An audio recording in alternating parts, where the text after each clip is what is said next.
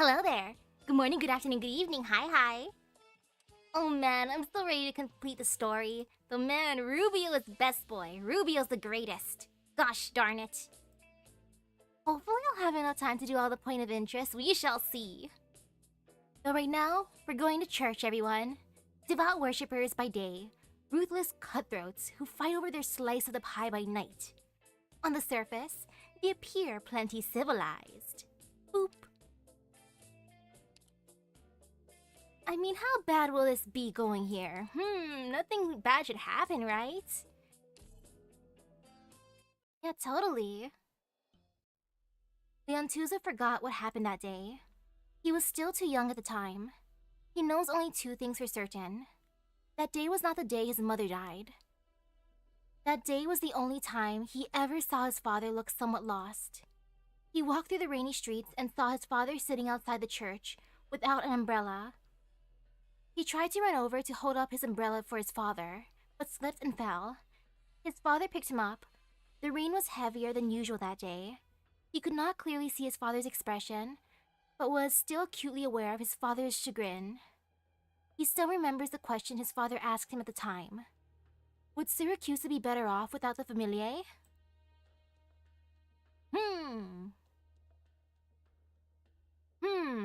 I feel like Papa probably wasn't using his umbrella during the time because he was crying. But he didn't want to make it obvious he was crying, so clearly it's the rain, right? Leon! Wake up! Dimitri... Why are you lying on the ground here? Where's the Dawn? Were you attacked? No, father, he... Right, my father. Where is he? Nobody knows where the Dawn is, and just now, Rubio broke the news about our alliance with the Saluzos over the radio. He also slandered us, accusing us of joining together against Senora Cecilia. Now, all the familia are looking right at us. Would Syracuse be better off without the familia? That's not exactly slander, is it? Leon? I know what my father wants to do. Oh, Rubio, you're the greatest. Who would have thought this Rubio guy was actually a complete idiot? What are you talking about? He's clearly a good man. No, what I mean is what's the point of him even saying stuff like that? He finally managed to climb up to that position, and now he's gonna die over a few sentences. Miss Calm Technician? Sheesh! Anu, hello? Man. Like, I don't know how the mama's gonna feel, or the ex-wife's gonna feel, but I hope the daughter's not too scarred.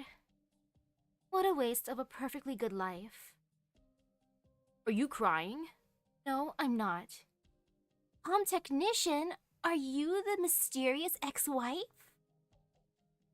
Want a tissue? Thanks. Or maybe not. Who are you? Employees only. I am the boss of the Familia Belon. But you can just call me Bernardo. Huh? The Don of the Familia Belon? What brings an Honor Dodici Don here?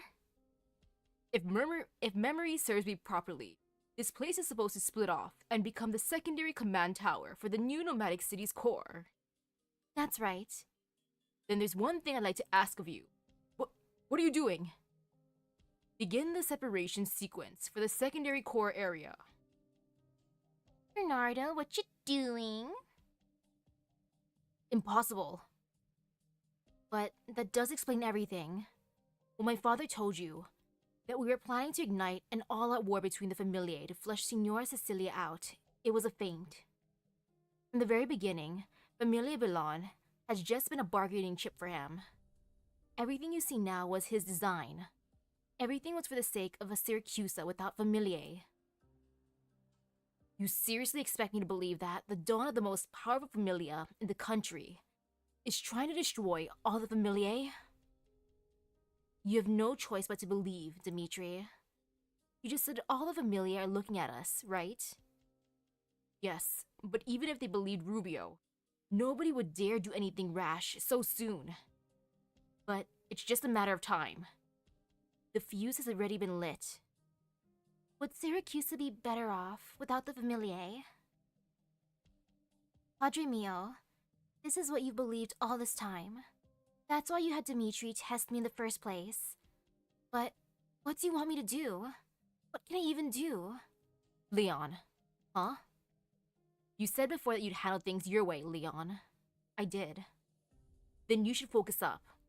Whatever the situation, at this critical moment, the Dawn is not here. You are now the boss of the Familia. We have to do something. I know. Go and tell the Saluzos that I want to meet with Alberto. Then, get in touch with the Rosati man, Wallach. You mean, I see.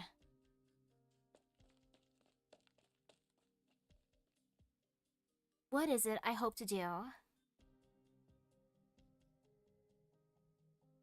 Ooh, back at the not broadcasting, kind of broadcasting looking place. By building goodwill through Karachi's legacy, you've got the people to believe that you really chose to draw all fire purely out of desire to avenge him. It wasn't until the end that you finally revealed a sliver of your real face. Your self-control is admirable, Rubio. Unfortunately, I knew a long time ago that you and Karachi were on the same path. Neither of you were willing to accept the yoke of familiar rule forever. Only he stepped onto the stage like a moth to a flame, while you concealed yourself a bit better. After all, I was in charge of the liquidation 30 years ago. I remembered him, and naturally, I remembered you as well. It came as a surprise to me, that you chose to make your move now, but that brings with it opportunity. Is the separation sequence still not complete? It'll be done shortly. I hope you know that stalling for time and playing petty tricks won't accomplish anything. The lives of all my colleagues are in your hands. I'm not kidding. I don't want anything to do with the conflicts between your big familia.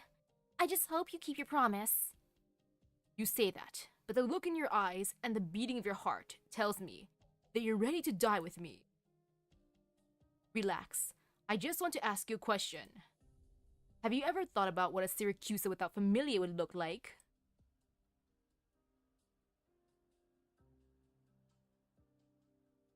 Dan Brown stares blankly at the scene unfolding in front of his eyes. He has slain many people and seen his fair share of corpses. He became numb to the sight of blood a long time ago, but this is something altogether different. Dan Brown, why are you still here? The Don wants to meet the Milan and Rosati bosses, so hurry up and do what you need to do. What is the Don doing? Are you deaf, Dan Brown? The Don is about to meet the Bilons, and told us to prepare. Prepare what? You don't get it. The Don sincerely wanted to cooperate with the Bilons, and that broadcast just now was them trying to drag us underwater. How could the Don let that go unpunished? The Bilons were the first to sully our honor, so it's not our fault if we're a little discourteous with them. The Don's meaning is obvious. Follow his orders at the meeting. Familia Bilon is about to be wiped out from Syracuse. Why are they chasing money and power instead of violence and conflict? Is killing me today just a cathartic release of this violence? Or is it because I got in the way of the people behind you taking power? Dan Brown suddenly understands why he hasn't been able to sleep at night.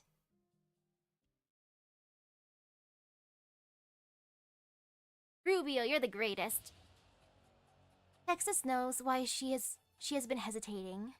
She doesn't like to think, and that means when she encounters a situation in which she is forced to think, she plans everything to the letter in advance. She anticipated this well before she ever set out on her trip to Syracuse. She knew she would have to fight, but she believes that what she did in Lungmen was not fundamentally different from what she had done in Columbia or Syracuse. She does not believe that her life in Lungmen is righteous, just as she does not believe that her life in Syracuse or Columbia was evil. She has always dealt with in the logistics of life and death. She knew she would one day have to face the land of Syracuse, but she had already made her mind. Just as she had once asked her grandfather this question, Isn't Syracusan isn't Syracusan morality just trampling the lives of the people all the same? She even anticipated meeting up with old acquaintances like Giovanna. She really did anticipate all this.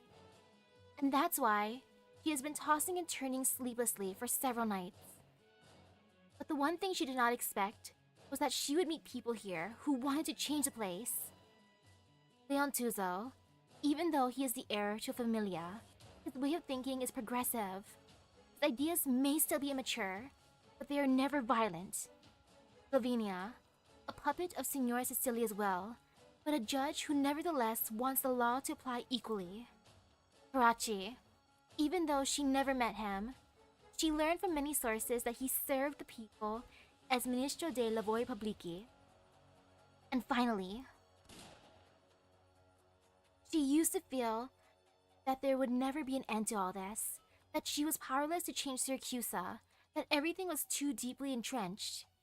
So she chose to run. However, after returning this time, she's met people who wanted to make this land a better place. And they were hurt, one after another. Would she still choose to run? I found her. Selenia's over here. She has been hesitating because her desire to return to Lungmen is real. But at the same time, her anger towards the plight of those people is just as real. And right before her eyes, a good man with good intentions is forced by his country to cry out, at the cost of his life. That is when Texas realizes, never in her life has she felt so outraged. Ooh, Texas is getting serious. Whoa, what's with the crowd? Looks like some of them are starting to charge. Don't blame me for this, Texas. I've already done what I could. Why would I blame you? Hey, partner. You get a good rest. Good enough. You look pretty mad. So you can tell. Of course, just like how you can guess what I'm gonna eat, what I wanna eat for my mood. We've been partners for so many years. Apple pie, a good man just died. I heard. There's something I want to do for him. I was thinking the same thing. Do my ears deceive me, Texas? You're planning on staying, aren't you? Lapland? Thank you for doing your best to help me get back to Lungmen. But I've already made up my mind. There are a few people out there who don't deserve to die like that. They need help. They deserve it. Can you actually do anything about that? Is this little fairy tale enough to make you choose a different path? This little fairy tale is more than enough to make me choose a different path. Some things aren't that complicated at all, Lapland. You, on the other hand, how long are you going to stay on the leash? What?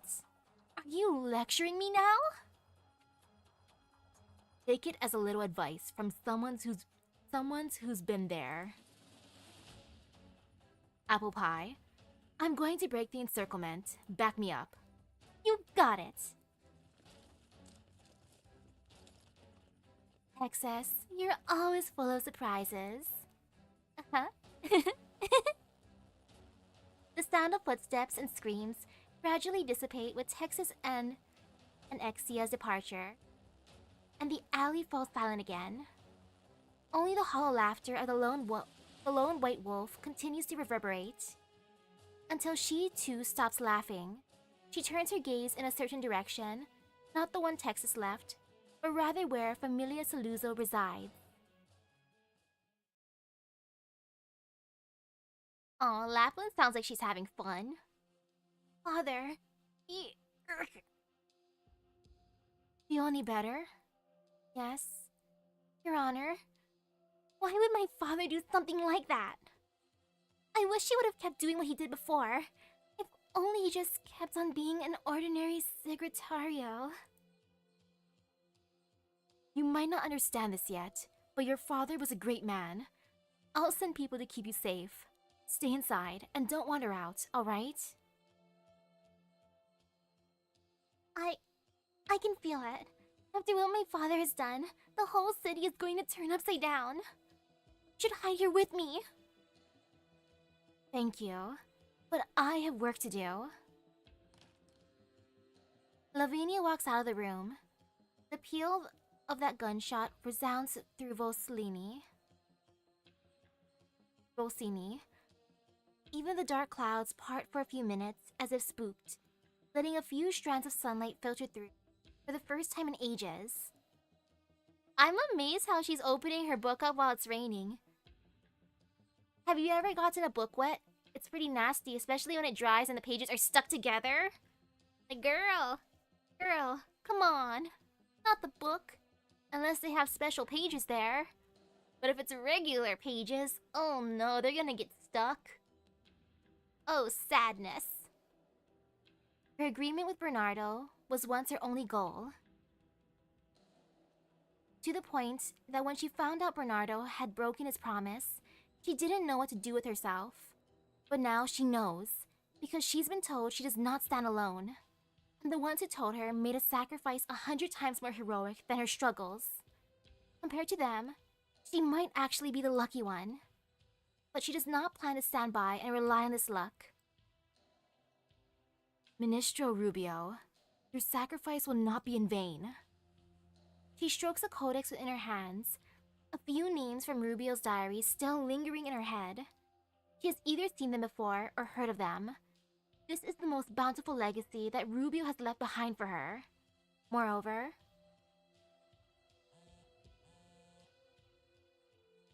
who is it?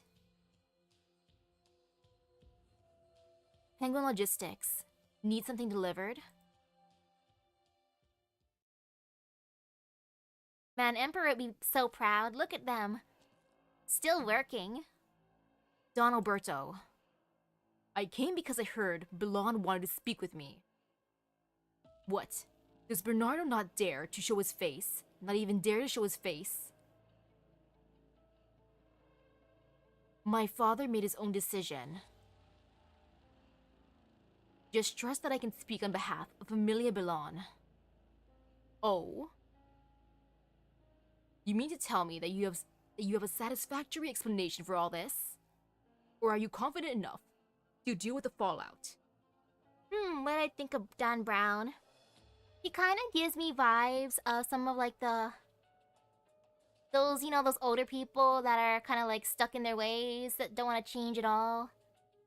For the most part, like how he's like, ew, look at this art. Opera's bleh. I'd rather go to my favorite theater. Which we all know what it is. Like, gosh darn it, old man Dan Brown. What I want to say is... Dan Brown, I didn't call for you to come out yet. No, the time is now, old man. Dan Brown points the weapon in his hand at Alberto. Dan Brown, I'm afraid you're pointing the knife at the wrong target. I don't make mistakes. Look what the Familia bosses have become. You all sit high and mighty above all the rest, talking all fancy about your politics, trends, country, and future. But what's the reality? The only thing you give a damn about is your own business. We took the times with violence, old man. Why not take a little pride in it? The times have changed, Dan Brown. Why don't you understand this? We're shaping the times as we want. I don't understand it. I just see us turning weak and stupid. We don't take pride in our instincts, and we don't use peace to fight for peace. If we keep this up, what will we become? We won't become anything. No, we're not a pack of wolves anymore. We're monsters hiding in human skin. And our leaders, you, and you. You aren't more civilized. You're just more hypocritical. Looks like I should have kept you on a tighter leash, Dan Brown. This isn't your podium. Nobody could have caught what happens next. In the blink of an eye, Alberto appears before Dan Brown. A streak of blood appears across the car wash worker's throat. He grips his neck, his eyes wide, unable to make a sound. Then, He slowly slumps to the ground, maintaining this posture. He will never speak again. Dang! Papa Lapland's got skills. Oh, so are they at that one restaurant that Leon and Lavinia like to eat at? Because if they are that same restaurant, that restaurant owner is probably like, oh, come on, really? In my restaurant? I'm never gonna get the stains out. Gosh darn it. Now that this matter is resolved, I won't beat around the bush, Leontuzo. Your father convinced me to agree to combine our familia's forces to take down Senora Cecilia. But I don't see sincerity in anything you've done. The people know that I, Don Alberto, never place a bet lightly. What they don't know is that once I do, I never stop until I win. Leontuzo. Submit to Familia Saluzo or die, here and now. You have 10 seconds. Alberto takes out an antiquated pocket watch from his waist and begins counting down Leontuzo's fate. I still want to know what fruit he's holding. Is it an apple? Is it something else? 10. You've always got the option of violence, but you refrain from using it because of your upbringing and self-control. I even like to thank you for your kindness. That's not what I meant. And I'm not blaming you either, Leon. For you to even consider why the rain hasn't stopped is already exceptionally rare to see. It's big, so it might be an orange. Unless it's a giant tangerine. 9. You subconsciously lumped yourself in Lavinia and Karachi. But don't ever forget, you were not one of them. I know. If you really knew, you wouldn't be standing here. 8. Leontuzo thought he understood what they were trying to say. He could never truly be Lavinia's ally. He would always be his father's son. This is the life he was born into, something he cannot change. And in spite of that, he's always believed he has done his best. Is his best not good enough? But 7. Back at the restaurant. You aren't more civilized. You're just more hypocritical. This is the moment when he finally awakens. It isn't a question of good people.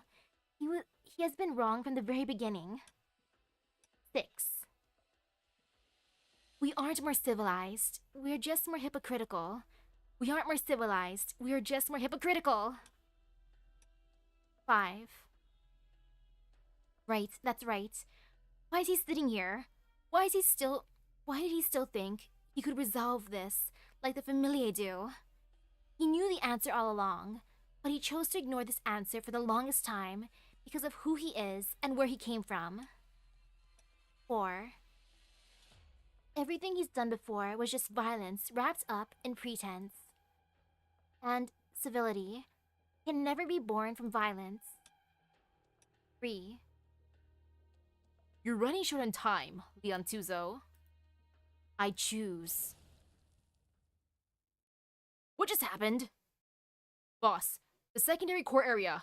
Someone started the separation program. What did you say? So this is your last resort, father. Then I'll... Too naive. Humph. You're pretty fast for your age.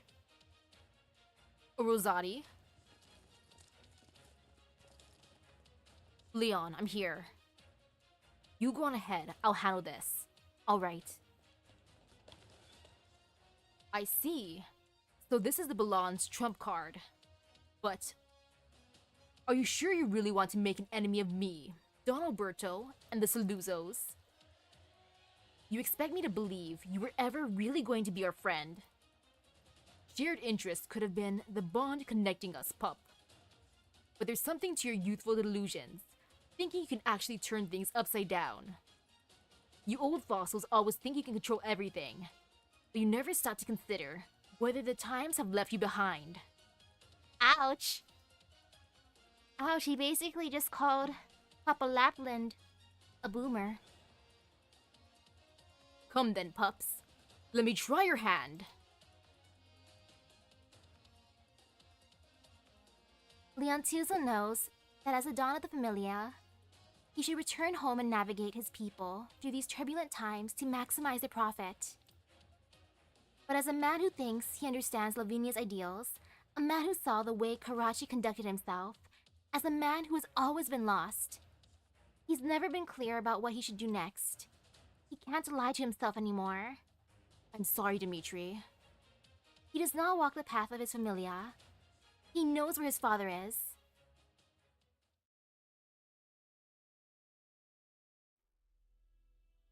I did what I had to do. It won't be long before I reach Zaro. The time has come. Agnes' Fang, Luna Cub. You kept me waiting. You're never alone, and I'm not good at taking a lot of opponents at once. I don't make a wise target. Agnes told me that of the remaining Fangs, you're the one who most deserves to die. You've toyed around with a thing called power, trying to use that garbage to win this. Quite the profound insight from La Senora de Lupi. Do you know where the remaining Fangs are? No. One now lives at a company called Rhodes Island. She returned to Syracuse not too long ago. Another, knowing that there was no hope of victory, went into hiding and cultivated a student early. These two wandering wolves have now returned to Syracuse. Another is still hiding in the wastes, and as long as I remain here, I can track their movements. With a little more power, I could exercise my will to find them, and have my men eliminate them. That is what Zaro discovered, the might of power. Does that count as victory? It's what he believes. How strange. The strange one is you, Fang of Agnes. You didn't come here to kill me, did you? I was just a little curious. You don't seem like an evil man. Or one who wields power as you claimed. What do you see when you look at me then? A beast who went looking for a place to die, now laying peacefully in it. Is it because he's old, Luna Cub? Is that why? Oh, are those wise guys gone yet? They're gone, right? Thank goodness. I thought they were going to start fighting. But what are we gonna do with this body? I don't want to touch it. Still, I can't help but feel a bit bad for this guy. Man, I feel so bad for the staff too, though. They're just like, oh no, what do we do? Look at that. How do we clean that up? I don't want to do it, you do it. But I don't want to do it, you do it. And now Mr. Ben just comes out here. Like, I feel like eating some pizza. Oh, nope. I see what happened here. You know what? I'll handle it. Who the Fang in Rhodes Island is? I mean, the only one who came back to Syracuse recently, or the ones who came back to Syracuse recently, are Texas, my beautiful apple pie, Sant, Sora, Lapland, and if there's anyone else, I have not seen them yet, or at least in this event. And hello. Who are you? Just a friend of this nameless man. You've discovered something important, my friend. Violence is done in the name of civility. That is the true nature of the familiae. And we must come to terms with what we call civility, even if it's another pretense, even if it's just a form of self-restraint. Even if it's only a stone's throw from our basest instincts, an earnest desire for civility will always be different from using it to whitewash your sins. Neither this country nor this city will remember you. But I will remember you, Dan Brown, the car wash worker. Together with Rubio, the two of you have proven the lie that the Familia can change and adapt.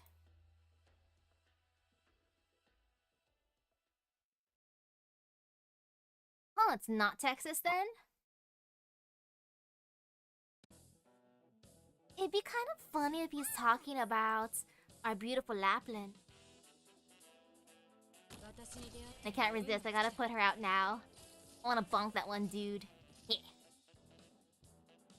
Let's see, how do I wanna do this? You know, put her here. No fear, no fear, no fear. See. I'll keep her out a little bit longer so I can start putting people down. That'd be smart. Uh-oh, now I can put him down. Oh no, they're gonna start shooting the people that are just standing there. Come on, can you just like not just stand there? That's kind of annoying. It's gonna go poof if you just keep standing there, you know? Come on. Come on, civilians, start heading towards the exit already. Dummies. Meh. Okay, turn up the volume a little bit. Sure, let me just activate these skills real quick. And then... there. Should be good now, I think. No one's escaping so far. Very, very nice. And oh, wait! Oh no, my Susie went poof. Oops. My bad. Wait, why are you so strong, person? Wait, that hurts. No, that shouldn't hurt that much. Oi! Wait, why do you hit so hard? Sir, can you just like not hit that hard? Sheesh. Sir, you've instilled fear. Why is he here? Is he sleep shooting us? He's wearing a sleeping mask. Sir, can you just like not do that? Can you just like not choose violence? I would say he woke up and chose violence, but he didn't even wake up. He's sleeping and choosing violence because he's being a dummy like that. He just wants to troll us. Not cool. Come on, sir. Why do you gotta do this, man? Come on. Oh well. What's the worst that'll happen? Nope, never mind. I shouldn't say that. Oh, I feel fear. Sir, can you just stop doing that? Why do you hit so hard?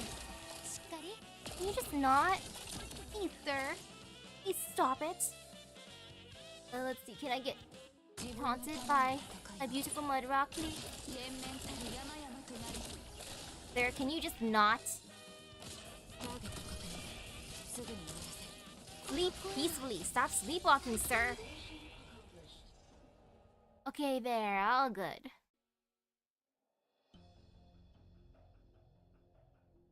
Phew. Brr. We ended up letting him go. You stopped wanting to fight us halfway through. You felt it too, didn't you? If he really wanted to kill us, he could have gotten it done. He just didn't want to take the time. We can't underestimate any of the Syracusan familiae. You've got one thing wrong. I never underestimated any of them. Every familia is my enemy, including the Villans. Don't you think you're just jumping the gun a bit there? You don't seem surprised. You betrayed your own boss. You expect me to believe you'd really go in with us? Yeah, Wallach. Clearly, you're not a man of loyalty. Why would we believe in you? But let me point out, now isn't a good time. Dmitri does not waver in the face of Wallach's sharpened blade, instead turning back to his soldiers. What's going on in the city? Nothing good. The Familia know the secondary core separation sequence started. People are all pretty mad at us and the Saluzos. Wise guys from the other Familiae are hitting us now too. What about the thing I asked you to handle? You were right on the money. The eyes and ears we planted in the other Familiae tell us that even though the people are angry at the Belons and Saluzos, we aren't their main deal here. All the chaos is down there. All the chaos is down there is exactly what all the familia were looking for. Everything Senora Cecilia kept down is bubbling right up to the surface now. There's already fighting over how to divvy up the Milan and Saluzzo assets, and we've got some old grudges out there getting settled. Everyone's hopping in, directly or indirectly. This is exactly what you wanted, huh, boss?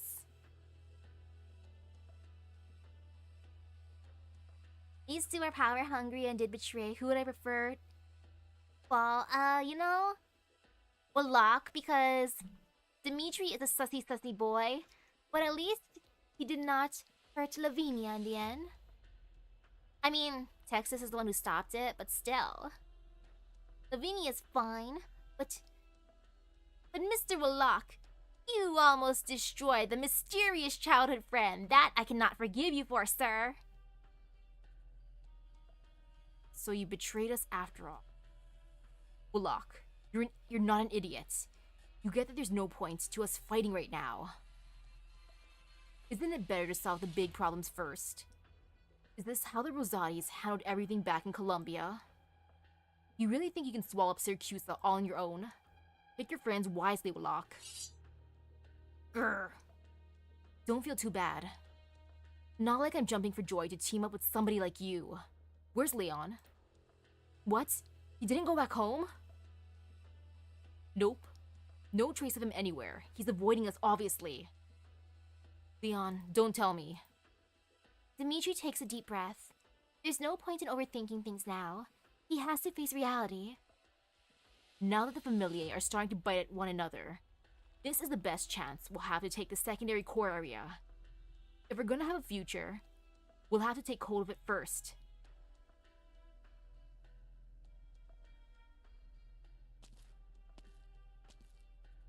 Don Alberto. What's the situation? It's mayhem out there. Wise guys from multiple familiae are taking advantage of the confusion to attack us, and our soldiers have started to fight back. Things have spiraled out of control.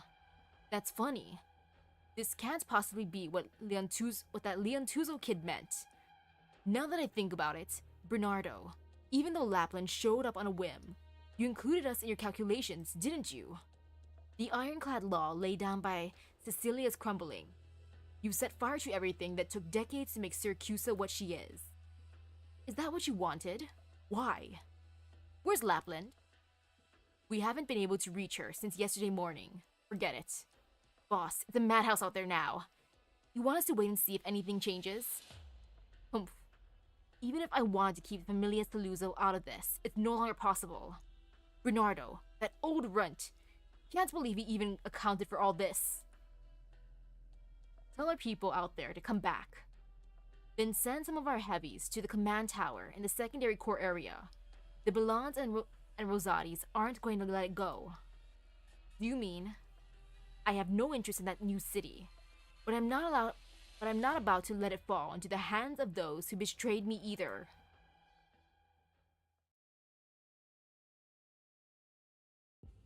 Padre. Leon. I never expected you to find this place. I happen to recall it from a memory. Since you're here, come take a seat. Oh yeah, this was taking place at the church, technically. Story part 9. And now we're finally here. I know what you're trying to do here. Do you? Since the very beginning, you wanted to see Syracuse to return to the dark times of 60 years ago. You want the familiae all tearing into each other. If Senora Cecilia didn't step in, Syracuse's familiae may well have mortally wounded each other. But this time, you want them to break free of Senora Cecilia's chains and to fight each other until nothing is left. So you understand after all. But you didn't come here to confirm your conjecture with me, did you? What I want to know is, what exactly made you think this way? When I was 20 years old, I was just an ordinary blonde wise guy. They wanted me to rub somebody out. I couldn't pull it off, so I had to flee into a nearby village. I took a new identity and went into hiding. I lived there for almost 6 months. Nothing particularly notable happened during that time. but those 6 months gave me an entirely new perspective on the country I lived in. There is no corner of Syracuse completely free from the influence of the familiae. But in places like the villages outside the city, the familiae are just your run-of-the-mill, thuggish bullies. I found a job as a cobbler, and for that summer, I plied my trade by the side of the road and watched them go about their business. In the end, nothing they did impressed me at all, but I will never forget that summer when sweat flowed through my brow like rain. Leon, whether it's you, me, or any other wise guy, we've all been branded from birth. But it was during that summer that I realized life in Syracuse will continue, even with no familiae. He said he was there for 6 months, but then he said summer. Is summer like half a year there? Man, I want summer break to be that long. Minus the heat. I mean, it's always hot here, but summer's extra hot. So that's why you helped Lavinia, and didn't mind the two of us were growing closer. You genuinely want to support her cause, don't you? In all honesty, I did want to see the kind of justice she envisions. Is why you didn't have insurance for this plan. You don't need me, Lavinia, or anyone else assuming any of the risk. You think that when you tear down the familiae, holding down the people, their lives won't be negatively impacted at all. Absolutely. But that doesn't go far enough, Padre Mio. It doesn't? No, it's far from enough. Letting the familiae tear into each other until they've worn themselves out may overturn the existing system. But that isn't enough to get Syracuse back into the hands of the people. Are you worried about Senora Cecilia? No, what I'm worried about is inertia. I came to realize something while working as Karachi's assistant. The familiae have had their roots here for thousands of years. Even if the people reject the familiae, they have no idea what shape Syracuse might take. Then after they outthrow the old system, will they manage to build something new? I don't think so. The people will be overwhelmed, not knowing what happened. All they'll know is that their house has suddenly collapsed. And when they go to build on top of those ruins, they want to build what amounts to a familia. Nothing will change at all.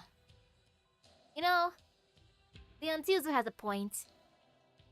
It's probably not gonna really change. Like, even if they break things down, people are gonna go back to like, let's go back to the way it was before, aka more familia. That's the only thing they know how to do.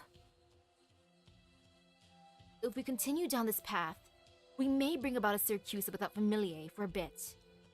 But the Syracuse you're dreaming of will never come.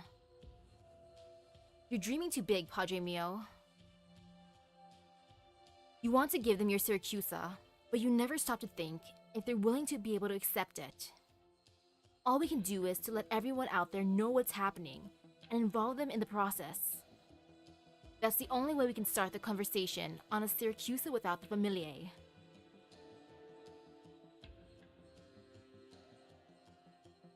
Looks like my son's all grown up. I thought you came here for a good old-fashioned father-son argument.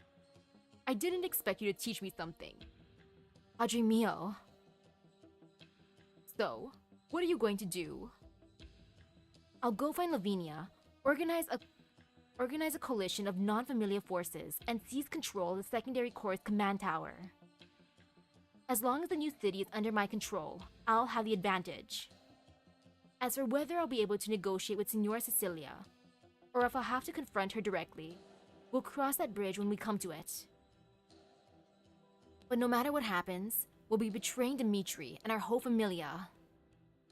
Do it your way then, Leon. You're the one who started this whole mess. Don't even think about sitting on the sidelines and leaving everything to me. Don't worry, I'll catch up with you. Good. You better, old man. Don Agonir, I hear you never set foot in the church. Syracuse doesn't need churches. If we accept the teachings of Laterano, we're doomed to be influenced by their culture. In the end, all I can do is choose to distance myself. But it's worth making an exception for a man like you.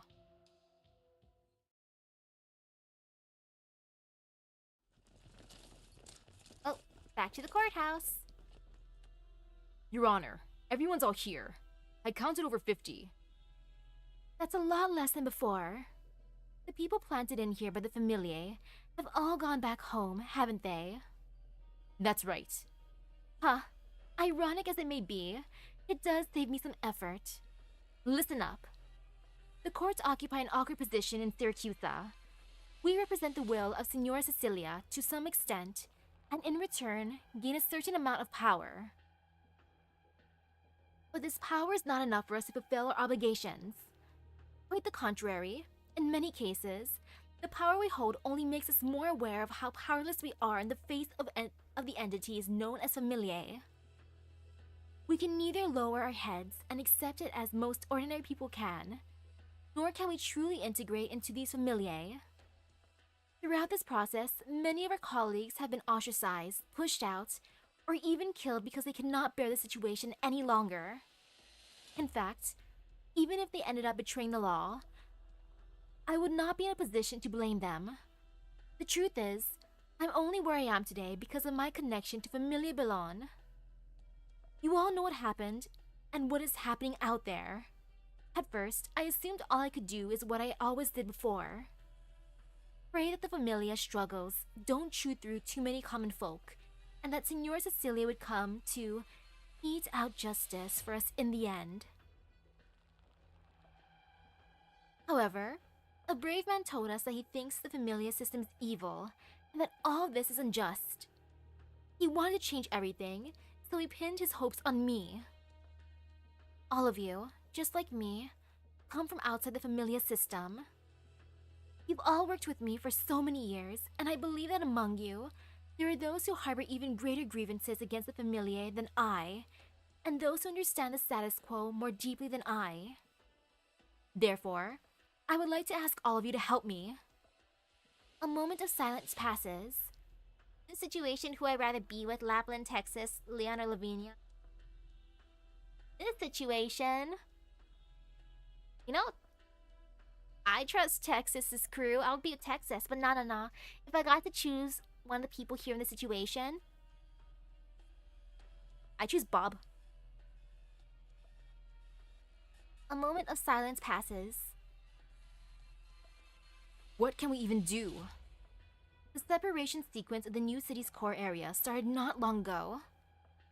This confirms a conspiracy conjured by the Belons and Saluzos, as revealed by Ministro Rubio. For the Familiae, this was a spark that ignited new conflict, and for us, it is an opportunity. The new nomadic city will be our bargaining chip amongst the chaos, whether negotiating with Senora Cecilia or jockeying for power with the Familiae.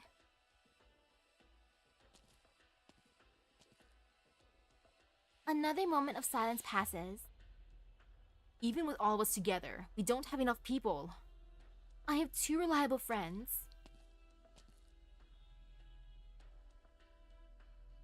Hello, everyone! Selenia, where are you? And how come I never heard of another Sancta and Volsini? All you need to know is that Selenia and her friend are on our side. Also, Ministro Rubio left some resources to help me, and I managed to get in touch with them. They will assist us. But I must be honest with you all. This is a perilous road, and I can't guarantee that everyone will survive. Those who don't want to put their lives on the line are free to leave.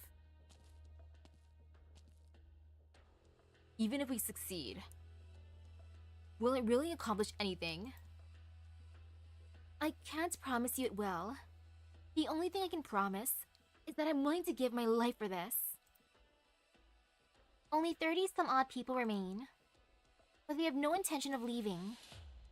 I should be thanking you for giving me this opportunity, Your Honor. I would have gone crazy without you here at the courthouse. I heard on the radio broadcast. I knew right away what happened. And honestly, I can't take this anymore. And maybe we won't actually be able to do anything in the end, But I at least want those wise guys to know that we're not lumps of fin meat for them to butcher. Thank you, all of you. Signorina Lavinia, ready on our end. So soon? The familiar are all stirred up now. They don't usually give the common folk a second look. Even now, they probably don't think we can get in their way at all. But we have to let them know that they've never really had a hand in running the city. This town belongs to us. Take your people and go to the control tower. We'll use everything at our disposal to hold back the wise guys as best as we can. Thank you. Do your best. We're the ones that should be thanking you. We never took the familiar head on, and now we're leaving the most dangerous work to you. I'm ready and willing. Boca al lupo. Creepy.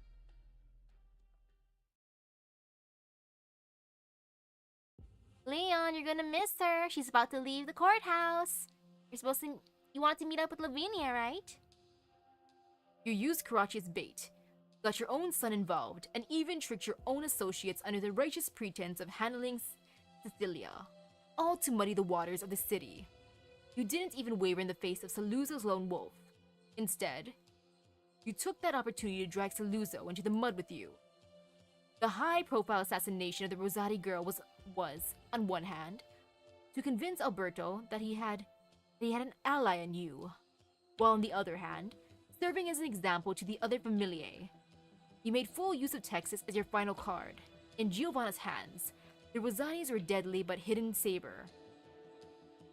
But in Wallach's hands, they are a savage and ostentatious knife. You saw Rubio's connection with Karachi, and even took advantage of his anger. He thought no one knew his self-restraint. He never expected that you had already uncovered him. I knew you'd be in town, but I didn't expect you to see through all my plans so easily. It is always easier to trace back the steps in retrospect, and your plan has already been set in motion. Even if I was able to deduce all this, there is nothing more I can do. Even if Cecilia were to pop up right here, right now, even she would be hard-pressed to resolve everything. Who would have imagined that the dawn of the most powerful familia would use his own people as bait to bring all the others down with them? You don't seem particularly upset about it. Cecilia never asked me for a Syracusa that would flourish forever, and I was never after wealth or power. What you've done undoubtedly breaks the rules that Cecilia established, and so, I really did come to end you. But your father-son talk there surprised me. Ah, so Agonier's like, time to end a man. Oh wait, family bonding time. Fine, I'll wait for a little while. Oh? Cecilia has never tolerated any disruptions to her order because no one came with an answer that could satisfy her. But you, Bernardo, have an excellent son.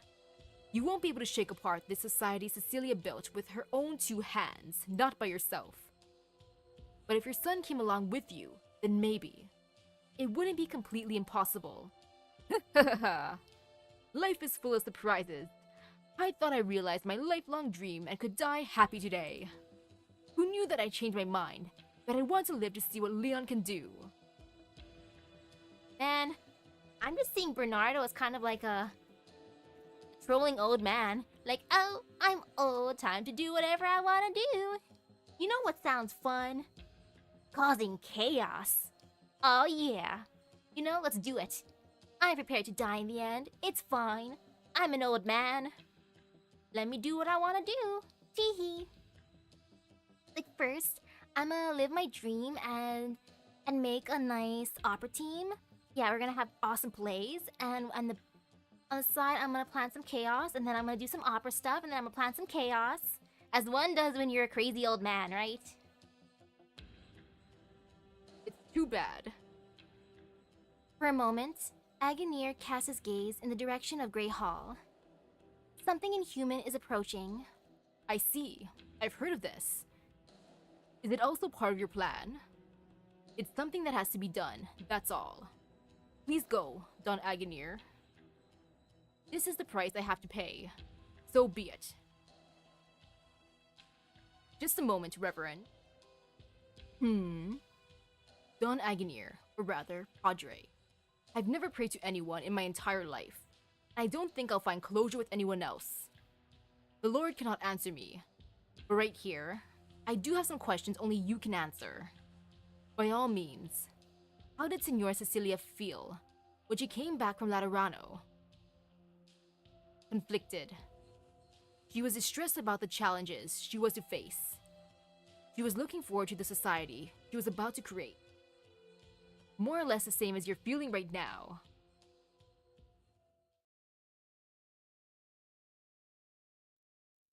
Alright, okay, I know. You be careful too. How are Texas and Apple Pie doing? They're with Lavinia right now. They said they were doing her a favor. The judge lady, huh? At least she's a bit more put together than the Balone family fellers from before. Hope nothing bad happens to him. Yeah? Oh. Miss Giovanna, you're awake? I'm not dead? The assassin missed your heart by a couple centimeters, and you pulled through. I gotta say though, it's a good thing you're in such excellent shape. Otherwise, you probably wouldn't have made it. Balak. How long was I unconscious for? A day. I'm guessing a lot has happened over the course of that day. Tell me, what is going on? Alright. Lots and lots of drama. You're finally here, Dawn. Or should I say, Zorro.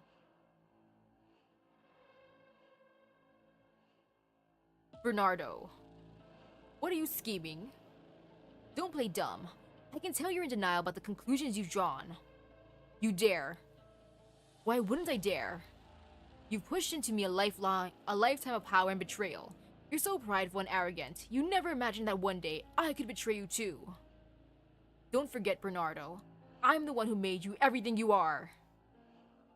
A pitch-black mist wraps around Bernardo's neck, but he pays it no heed. You still don't get it, Zorro. I was imagining Zorro like choking out Bernardo, but then nah. He seems kind of chill right now. The game you, Signori de Lupi, are playing means nothing to me. Syracuse is the absolute limit of your imagination. You think that ultimate power is to control a country, multiple countries, or even to subjugate all the lands. But I don't think so. Real power is the power to command an entire epoch. In my original plan, Syracuse would follow along with me. But now, my son has shown me that he sees a bigger picture. You should take comfort in that. Now, take that comfort back to your mountain forest.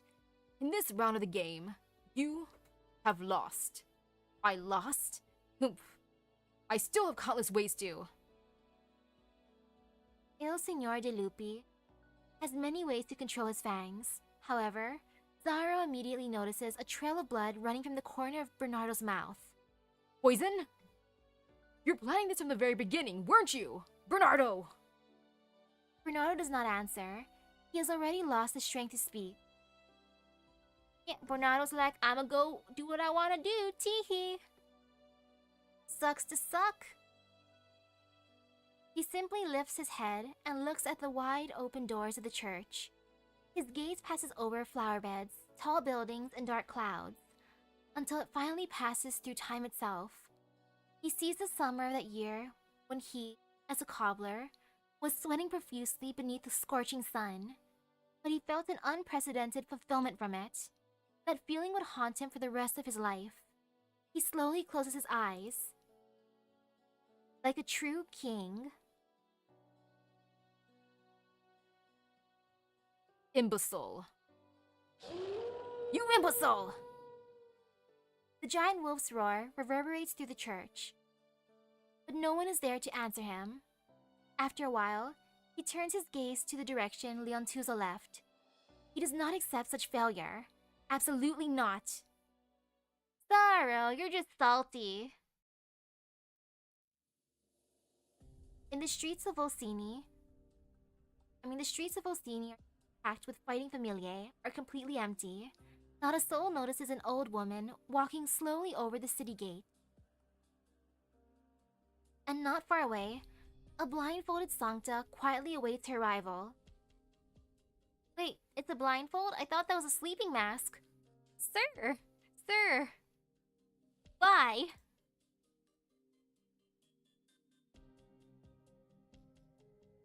You can already see the buildings of the new city from here. That's right. Spectacular, isn't it? Huh. If you ask me, the edges and corners are a bit too sharp for my liking. That just means your tastes are behind the times, Cecilia. How could yours be any better? So have you made up your mind? Not yet. Let's send out warnings to the noisiest familiae. Ah, so this is Senora Cecilia. First impression, I think it's hilarious. Her interactions. Like, these two are funny together. They seem like best frenemies. Like, buildings, not really my aesthetic. It's like, well, look at you. You have old-fashioned taste. As Senora Cecilia's voice falls, a few black shadows spring out not too far behind her. They quickly disappear into the buildings of Volsini. Then, I'd like to go see an old friend. Is my opinion alone not sufficient? It's always better to get a second opinion and a third.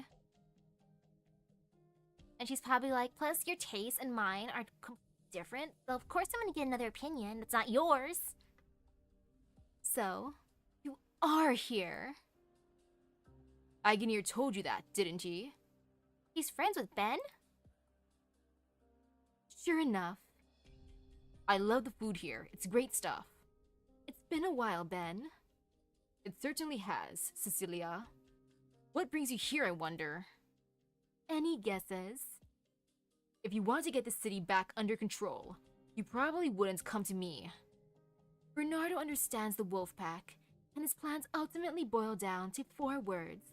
Don't rock the boat. He's gotten the Dodici Familiae all bloodthirsty, and that bloodlust doesn't quench easy. But it's not too hard either. But I heard some other things from Agnir. I would like a little input from an old friend. I don't have anything in particular to say. This is a legitimate dining establishment, and it needs a new head chef. That's about it. I thought you'd have some feelings about the current state of Syracuse. Nostalgia is also a feeling. You're fickle, aren't you? Do you really need my opinion? Not really, but I am interested in hearing the thoughts of a man born to civilization who's removed himself from it. In every era, people are bound by the chains of the times into which they are born. You don't escape from that. Bernardo's ideals were an obsession born from your era. He was stuck with using violence to tear it down. He couldn't get past that. What about his son? Who can say? It's not like I can predict the future. But you see it too, don't you? We're watching the birth of a new era here. Back to the restaurant. Oh man, though, I have no idea who I'm gonna bonk in the end. Maybe the wolf? Signor de Lupi. You know, if I have to fight him, let's do it. I'ma do it. Wait. I wanna bring an extra strong Texas just in case because I feel fear. Also, I need some hydration. I have water with me. It's hot tonight.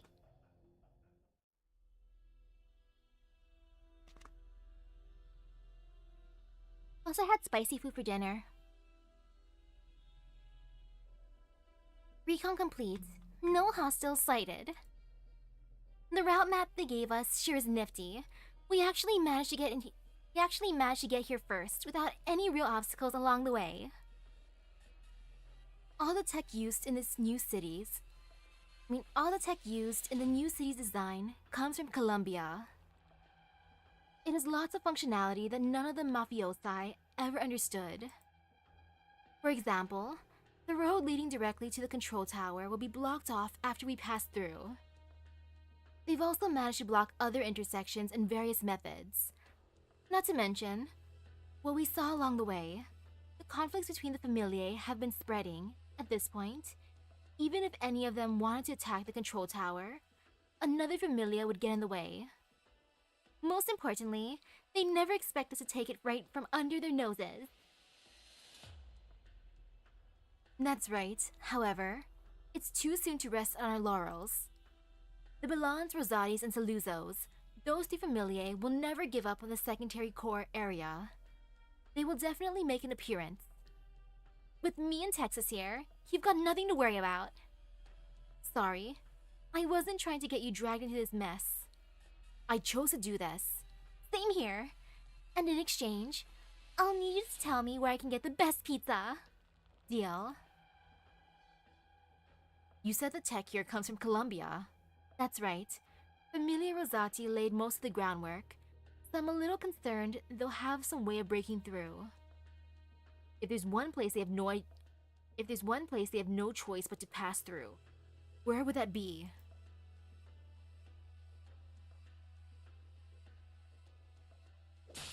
Ooh, fighting outside. Something's not right here. You feel it too? It has something to do with the other familiae getting in the way, but well, it's possible that big gate over there might have been activated accidentally. We've been taking detours for a while now, and I'm pretty sure these blockades were set here on purpose. In other words, someone's one step ahead of us. Yes, and they also happen to be very familiar with the area. And only the Rosatis fit that bill. The only other possibility would be that those who helped in the conversion of the secondary core area. Let's not worry about who it could be for now. How do we break through? I can give it a try. One of my soldiers should know how. We're wasting too much time. And if someone really set this up on purpose, they'll definitely have a backup plan. I know what you're going to say. Even though we haven't had the most fun partnering here, we're about to part where our agreement formally ends. Yes, so. You know, in a sense, we're brothers in misfortune. We have nothing in common. Yeah, I would not want to be compared to you, Alok. Am I wrong, though? I can already tell that you're a guy with a smart look to him, but you're actually a complete idiot, loyal to a fault, same as me. Alok! Alok! I would never call you loyal to a fault. Alok? Loyalty and Walak? I think those are antonyms. Don't bother trying to talk yourself up like that. Nobody's buying it. I'm not looking for excuses here. I know what I'm doing, and I don't regret it. But if what you said is true and your boss was the one who set up all this in motion, you're probably gonna find yourself standing against your own fratelli. Are you prepared to do what you gotta do? Will you really get what you're looking for? How about you? Did you get what you're looking for? No, I've got a guilty conscience, but there's nothing I can do about it. Are you sure you're feeling guilty, Walak? Your Honor, I found the control tower technicians hiding in one of the rooms. They want to talk to you. Deal. You're a judge? Don't worry. I'm not here to hurt you. I'm not here on behalf of any familia or Senora Cecilia. Then who are you here for? Right now, no one. All right. As long as you don't hurt us, we should be able to help you. I want to ask you something first. What? Who told you to start the separation sequence of the secondary core area? Was it a mafioso from Familia Belon? He said he was the Don of Familia Belon. Bernardo. It really was you, Bernardo. Did you have to do this all for the sake of your so-called power? He also asked me if I had ever imagined what Syracuse would look like without Familiae. What did you say?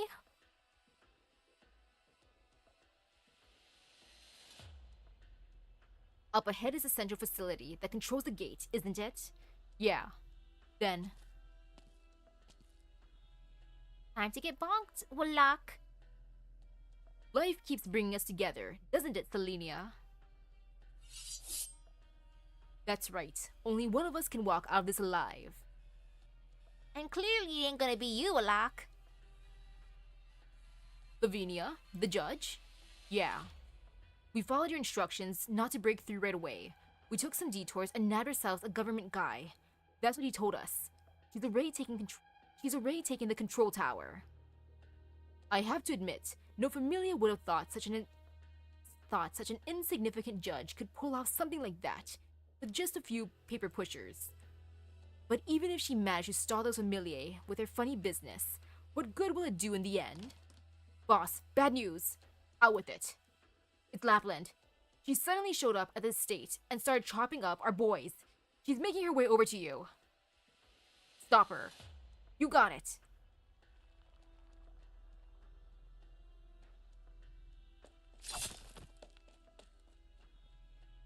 Man, Alberto's silly. That's his daughter. He should know that she's way more powerful than all the others if that's his daughter, right? Damn it. She is my daughter. That means she must be super OP like me. Gosh darn it. But you know, maybe my men can stall her. Never mind. I know she's powerful. Lapland, you sure have gotten good at killing. Back in the day, you would have taken a lot longer and picked up a few more scars on your way here. You haven't changed at all. You don't even bat an eye at your own boys getting killed. What's the point in crying over some incompetent associates? What about an incompetent child? Oh, Vicente, I almost forgot that for you. There's no basically difference between an associate and your own child. And you know what I hate more than anything else, Ragaza? Incompetent idiots who are also obedient. I've been waiting a long time for you ever since you came back home. Waiting for you to bare your fangs at me. And now, the time has finally come. Tell me, Filia Mia, all these years, what is it that has made you like this? What made you disobey me, rebel against me time and time again? Speak up, so I can discipline you. Upon hearing Alberto's words, Lapland cracks a smile. However, she lowers the weapons in her hands. For the longest time, I've been thinking if I should try rubbing you out. Oh? Surely, killing your own father isn't something that would give you a moment's hesitation. It's not the act that I'm conflicted over, or the meaning of it. The meaning? A woman like you cares to go searching for a meaning in things? Meaning is pretty important to me, like profit is to you. Padre Mio, do you know why I care so much about Texas? You've never explained it to me. From the moment I was born, I grew up part of this familia. You raised me with the most proper Syracusan education, and I met your expectations. As a Syracusan, I am second to none. And here I thought you never acknowledged that you were Ragaza, and who you were, Ragaza. When do you think I managed to wiggle out of your control? Or I guess, not from your control, but from Syracusa, from the familia, from our blood, from the control of our rules. I hated it, all of it, but in the end, I couldn't actually escape from any of it. All those things are like the strings of a marionette over my head.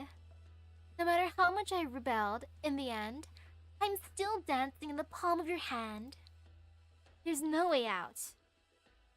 Only you would look at Syracuse and see an inescapable swamp. And everybody, including you, Padre, you're all scum, whether you realize it or not. Of course, I didn't realize it at that age. The old me thought she was crazy enough, rebellious enough. But looking back, I was just in denial. And you thought I'd grow out of it after a few years, isn't that right? That goes without saying. I was well aware of your rebelliousness, but I never understood where it came from. From you being so totally convinced that your way of life and your actions were completely right. You never doubted for a second that I would eventually become you. And that's when she appeared. At first, it was because there was someone out there in far-off Colombia who was better than me. Lavinia, Texas, the granddaughter of Salvador. Cold, strong, honorable, and loyal. After popping back over here, she quickly became the most famous Syracusan among all the familiae, even though she was Colombian. You're just as good as her. Huh, of course. But that's not the important part. The important part is, she clearly was a Syracusan, thoroughly poisoned by the swamp of the city. But in the end, she chose to turn her back on her blood, letting her entire familia get liquidated. The blame for that rests only with Giuseppe. Where is Selenia's sin in the righteous judgment of her kin? Not like betrayal is particularly rare among wolves, but she chose to turn her back. She chose to get out. Can you imagine, Padre? That day, when I found out she wanted to leave Syracusa, to leave everything behind, I was so exhilarated. You figured it was an act of rebellion, and a successful one? She didn't succeed. I knew from the beginning that the land itself wasn't going to let her go. So why are you standing here in front of me again, for her? For her? No, Padre mio, no. I'm here not because I learned anything in particular from her successes and failures, but because she taught me that the choice exists in the first place. I knew she would eventually return here, and I looked forward to seeing what she would do when she came back. And she did absolutely nothing. No, you don't understand. She made up her mind. Lapland, are you Texas's, #1 fangirl? Selenia, what do you think you're doing? You don't need to know, and you're not going to. You ran away from Colombia before, and from Syracusa. You ran from all of it. You ran from it all. And now, you have the stone to stand on the soil again. Isn't that kind of ridiculous? This land isn't a lost cause, so I'm not running away anymore, simple as that. You stopped running, so you came back. But what about the people you left behind? Go tell that to them. Blame it all on me. You decided you had to kill Giovanna, so you pinned the blame on me. I'm not that shameless yet, but you will pay for it all the same. You're gonna have to die, Selenia. Don't worry, death is where I belong. Damn you. I want Giovanna to appear and be like, surprise, Alok, I'm alive. And then he has, a heart attack, then and there. Now it's my turn. This used to keep me up at night, but when I finally stood in front of you, face to face, I realized this was never such a difficult thing in the first place. Turns out, it's not that I wanted to rebel against you or kill you. All I need to do is say goodbye to you, my dear father, to this familia, to this swamp. That's why I'm here. You want to become an enemy to all of Syracusa. No. Syracusa became my enemy. Goodbye forever, Padre. Lapland gives her father a deep parting bow. A vague thought creeps across Alberto's mind. This is his best chance to be rid of this monster. That's right, monster. A monster he raised with his own 2 hands. She is by no means invincible, but it seems like nothing is capable of touching her. He is 100% sure that if he strikes now, he would be able to slay his daughter on the spot. She is by no means dauntless, yet she chose to throw away everything she had to throw away. He knows he should act now to rid himself of future headaches, but, Padre, she is a monster, and yet, one that he raised with his own 2 hands. If all she wanted was simple freedom, Why would she still come to see him? Lone wolves eventually remember the pack to which they belonged.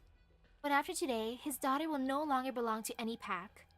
Alberto lets out a heavy sigh.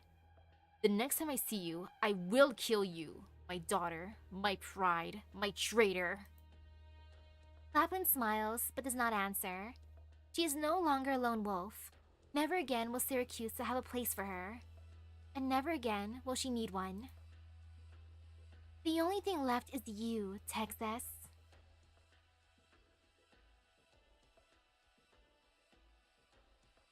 Are you sure letting Selenia go alone was the right call? Don't sweat it. She asked to go herself, so she must have had a reason for it. You don't want to find out what that reason is? Let me give you a little tip.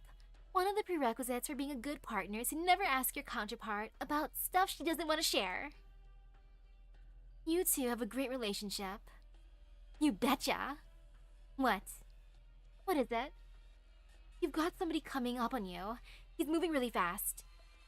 Just one? Yeah, just one. Black hair, dressed like a really flamboyant mob boss, holding 2 pistol-shaped wands. Leon? Lavinia, I knew it'd be you. Leon Tuzo, why'd you come here? I'm looking for you, but you cut off all communication with the Familia, so I haven't been able to get through. While I was looking around, I overheard wise guys from another Familia talking about how someone had blocked off some passages in the secondary core area, which didn't sound like something any of us would do. Which is why I came here. That's right. You were with Karachi so long. You must have known this was the best place to break through. But I have nothing more to say to you, Leon. Wait, Lavinia. I'm here too. Dimitri, you're ruining the moment. They were trying to make up. Get out of here, Dimitri. Get out. He ruined the sweet moment. Leon, Lavinia, and the court guys too. Alright, so you're the ones who's been messing around with the secondary core area behind our backs. Leon, where the hell did you go after the meeting? Don't tell me you've been with her this whole time. No, I went looking for my father. What? Why didn't you tell me? Because when I was face to face with Alberto, when I heard the things that car wash worker had to say about me, I finally realized I've been wrong my entire life. That's why. Dimitri and Lavinia stand on opposite sides of the wide avenue. Leontuzo takes a deep breath and finally walks over to Lavinia's side. That's your answer, huh? Sorry, Dimitri. He chose her over you. Sorry, bro. Correct. From now on, I am no longer Don Belon. Leon, you know what this means, don't you? I do. Do you? No matter how grand the Don's ideals were, he still chose to abandon his familia. And you, no matter how grand your ideals may be, you're gonna do the same. We're familia, god damn it, Leon Tuzo! Look me in the eye and answer me. We grew up together. We've been through so much together. Does all that mean nothing to you? My father saw the Familia as nothing more than a match to light the fuse of a new era in Syracusa. He was wrong in his ways, but... Leontuzo gradually raises his eyes and looks directly at Dimitri. In the end, I'll stand against all Familiae. Since it's bound to happen sooner or later. Let's not drag out the suffering, Dimitri. Just when everything is about to teeter over the edge, a chill engulfs everyone present. You shall not leave. You will accomplish nothing. Not even your bones will remain. What is this? There's a voice in my head. A black fog congeals around the area. As the fog condenses, an impalpable coercion gradually presses down on the heads, shoulders, and hearts gathered there. From this coercion, they feel a thread of kinship, as if the very existence is entangled with the blood in their veins. No, it is indeed an existence entangled with their blood. But the thread immediately snaps, leaving only bottomless fear behind. Because with this coercion, roils bottomless anger. In this moment, all reason is suppressed, as if a voice is screaming out to them. Bow down. Surrender. It's freezy cold.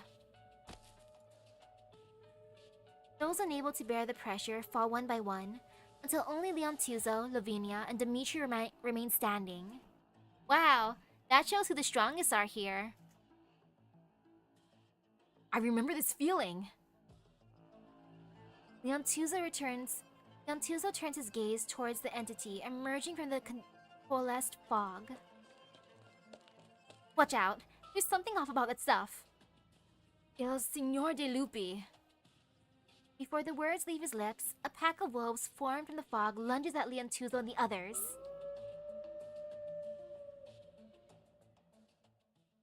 Well... now Dimitri's back on our side for now, you know? Oh no, we still gotta protect people. Oh, I hate this. I hate having to protect citizens. Oh man. Oh man, I gotta be friendly. I gotta be good. Ooh, epic fight music. You know I'm into this.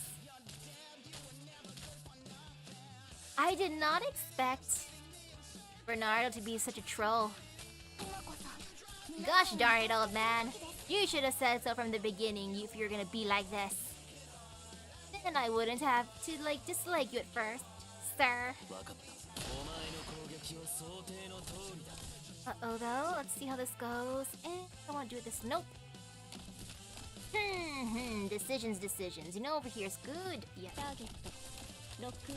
Oh, conflicting. Oh, there's Zaro. Oh, hey, Zaro. Hey, buddy. Bestie.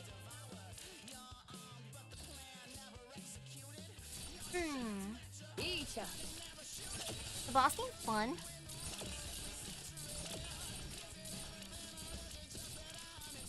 Let's see, how do I want to do this? This seems fine. I'll have to bring that monster soon enough. I just want to make sure everyone lives. Hey, why are you walking? I'm sorry, Gabriel, you're just here to suffer.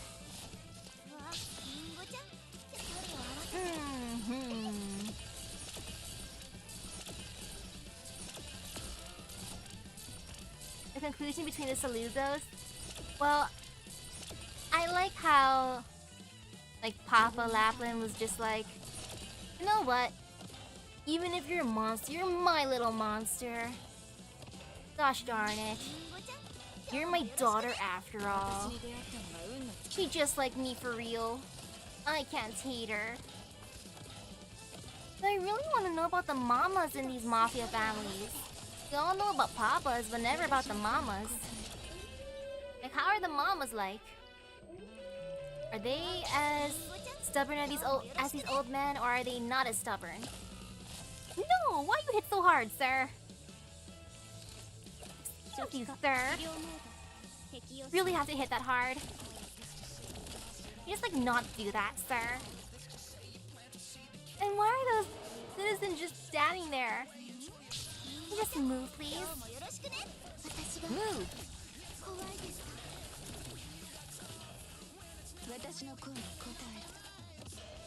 Move, peoples! Stop standing there! Okay, at least some of them are moving. The ones that are just standing there menacingly always give me, fear. Just slightest tinge of fear.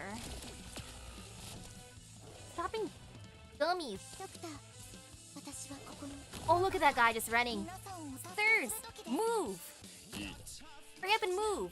Stop it! Oh my goodness, these citizens. Can you just, not? You really gotta be this way? Really, dude?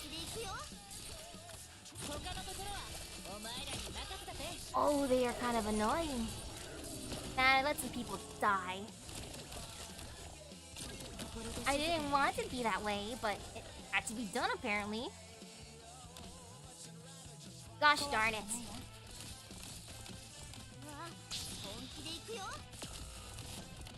Oh, this is gonna be painful. Never mind. Phew. I'm never gonna auto that stage. No, no, no.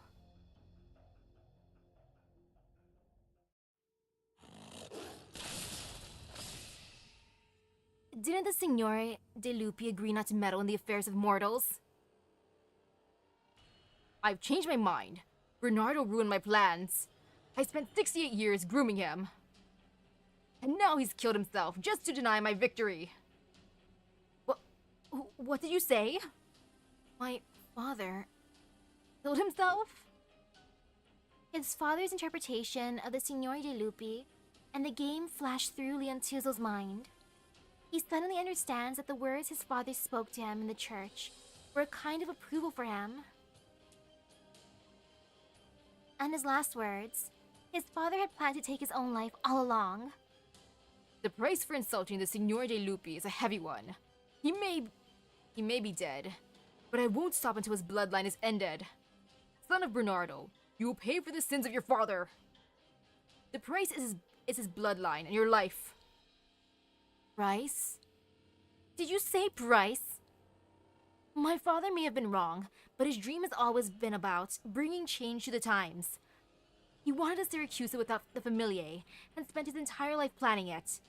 I thought his own family was a chip to him. I thought he acted when he did, because it was the right time. But now I know. He decided he was out of time. This was his only chance to get revenge on you and achieve his dream. I taught him everything he knew. He repaid me with betrayal. You wouldn't understand. Signore De Lupi on high, thinking everything is under his control. To father, then his own life was just another chip. He was determined to make his dream come true, even if it meant paying the ultimate price. But you're the one who will pay. Ignorant whelp. Welcome back, Texas. Are you done over there? Yeah. Time to clean up the trouble over here. The last Texas. Do not forget who permitted you to break from Syracuse. How dare you defy me? I kept my bargain with Bernardo. I owe you nothing. Fool! Bernardo killed himself? Why? The game is over, Lavinia. So that's what you really meant. A Syracuse without the familiae. That was your true dream. Why didn't you tell me?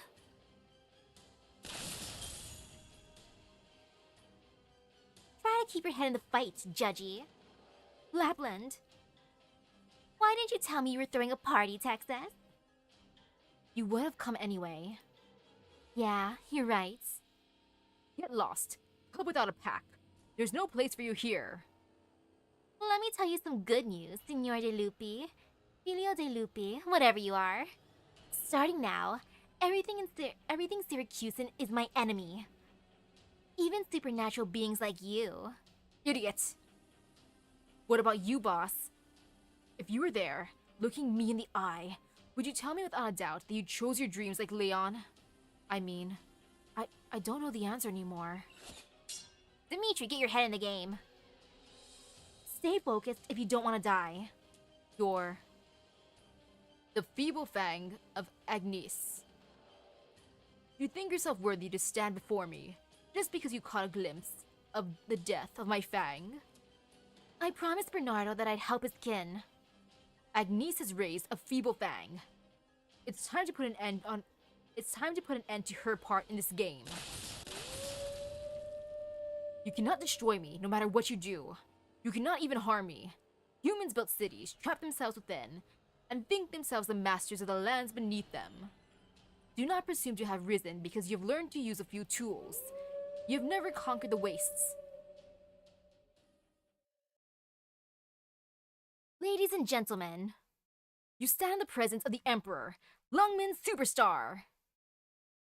Boss? Hey, looks like Emperor's on vacation.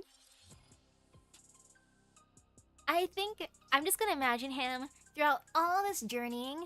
He was probably just, being very sly about it. Like, imagine, back to the scenes, all the dramatic talks in the pizzeria. Emperor is probably like at one of the tables or booths, just eating. Maybe his face is covered by a menu. Big reveal. Let me take this chance to remind you, your vacation's almost up, Texas. Why are you here? You asking me? Sora and the girls ran off after you. You know what the past month's been like for me? I ain't been this bored in 3,000 years. I got nobody to party with. Emperor. Hold it, Zaro. You gonna say I got no business in Syracuse? It ain't my right to stick my flipper in here. Honestly, I don't give a shit. But if I think on it, I'm gonna pass on some dumbass fight with you. Beating you at your own game, that'd make me happier. So... Hey! Shadow after shadow emerges from beneath Emperor's feet and take corporeal form. Zaro knows them, of course. They are the Signori de Lupi, who have lost in this round. They are here for one reason. He broke the rules. They can accept how he played, but they will not permit the rules to be broken. Look, I brought the other wolf lords. They bored too. Let me give you the good news. You're a loser. In pretty much every way, a man can be a loser. The Signori de Lupi are immortal, but over the long years, they have long learned how to contain, suppress, even torment each other. Against so many beings of his kind, Zaro knows that resistance is futile. After a moment of silence, he lowers his proud head. That's right, Zaro. Tell you the truth, Zaro? Your whole thing, the way you talk about power, the way you play with it, gives me the heebie-jeebies. The way you stew in your anger, look to tear everything in your way to pieces. That's what shows you still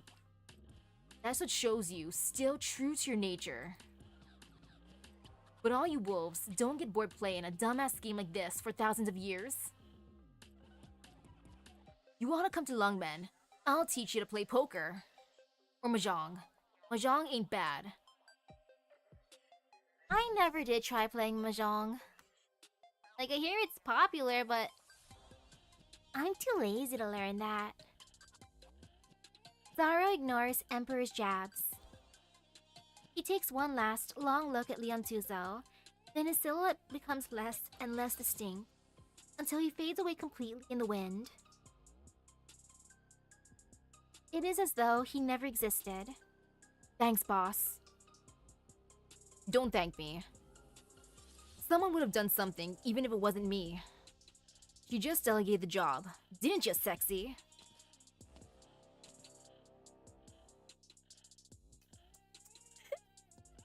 I like how you refer to Senora Cecilia as sexy. It's been a long time since anyone's called me sexy. You're welcome to spend some time enjoying Syracuse if you'd like. Cecilia's like, oh, Emperor, I like you. Just call me Emperor. And now we know Emperor's type. Interesting name. You're not arrogant or ignorant like the Signori de Lupi. Syracuse welcomes you, Emperor. I think Syracuse is gonna like me. Senora Cecilia. The games of the Signori de Lupi are archaic and stupid. Leontuzo, son of Bernardo. Rest assured, he'll never trouble you again. Leontuzo cannot move an inch. He realizes that everything ended the moment the old woman appeared. Not just the game of Signori de Lupi, but their resistance as well. The old woman before him looks kind and cordial, but he knows that he will die in the most painful way possible if he makes one wrong move. He also knows, however, that to back down now is to see all of his effort all that he believes in fade into a dream. He looks over at Lavinia and sees the same thought in her eyes. Pardon me, Senora Cecilia. I did not expect to have the honor of your presence in this way. You may already know what happened. You may already have made your decision. If Emperor didn't show up, I was gonna say I was hoping Emperor would come out of nowhere and just bonk Zaro for being sussy and a sore loser. Hey, he did one even better. He shamed him. Like, look, Zaro. Look at your fam. How they look so ashamed of you. He's like, okay, fine. You know what? I lose. But I hope you'll give me and Lavinia a chance. A chance? What kind of chance? A chance to talk. Even if we're doomed to die, I hope you'll grant us an audience before that happens. Ah. Agnir always says I should listen to the youth more. I think he overestimates his age. Come with me, children. You've earned the chance. May I have a moment first? I would like to take one last look at Bernardo. All right. Apple pie, Texas. You okay? We're fine. Yeah. What are you doing here? I was too worried. Giovanna's stable now, so I brought Cassant. Looks like everything's more or less hunky-dory over here, though. I guess so. Phew. It still feels like something's missing, but I guess we can throw our party now? Yeah. You guys decide what kind of party you want. Where are you going, Texas? Toilet. You know, bathroom breaks are important. Toilet isn't that way. I know. Feel a weight off your shoulders. Like you just got over a hill. There's still big trouble waiting right here. Huh? Shall we go? We'll go.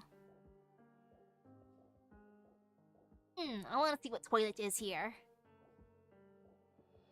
By the way, Texas, I got a letter from Senora Cecilia before you went back to Syracuse. Cool. Guess what it said?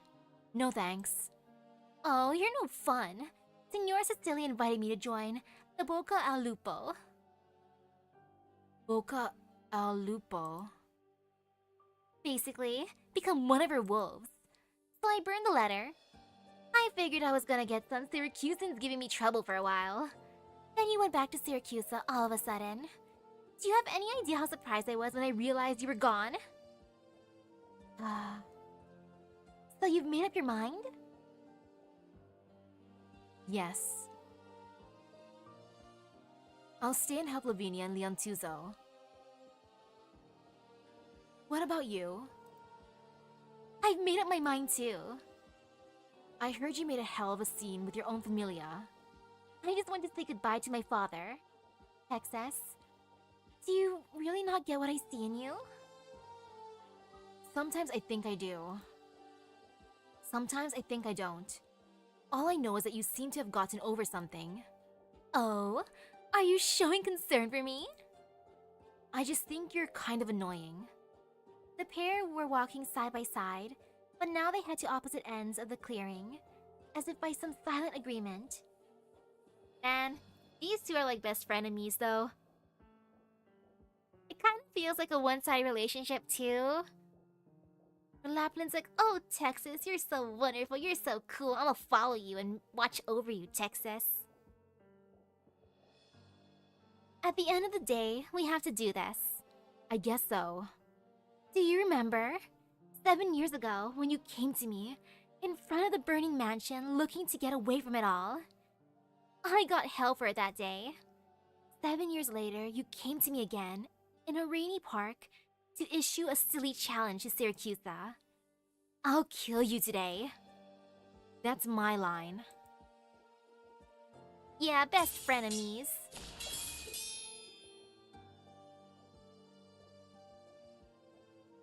The sound of weapons clashing fills the park. No tricks, no fooling around. Every attack is intended to kill. You could call me your past, Texas. I believe that no one could escape the swamp. You escaped your past once, and made up your mind to cut all ties with it after returning to Syracuse, you proved to everyone that you had what it took to escape the swamp. You're staying here of your own accord to help the young cub change the place. You're giving me too much credit. My dream has always been to live a simple life with a few good friends. I'll defend it if someone threatens to destroy it. There's nothing complicated about it.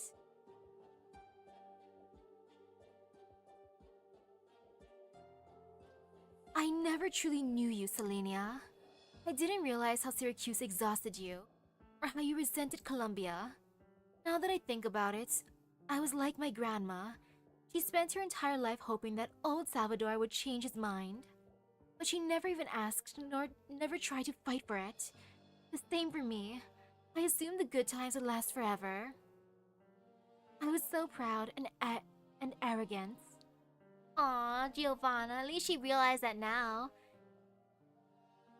Girl, you gotta go after the one you want. Don't just wait for them. You wouldn't mind me staying with you, and I would love to chat more with Sora. But I don't deserve that, not yet. And so, let me close the curtains on Act 3 of La Muerte de Texas on Selenia Texas' story. You're free, Selenia. No one defines you. So let me put it a different way. You're my nightmare, Texas. You always surprise me. You're always one step ahead of me.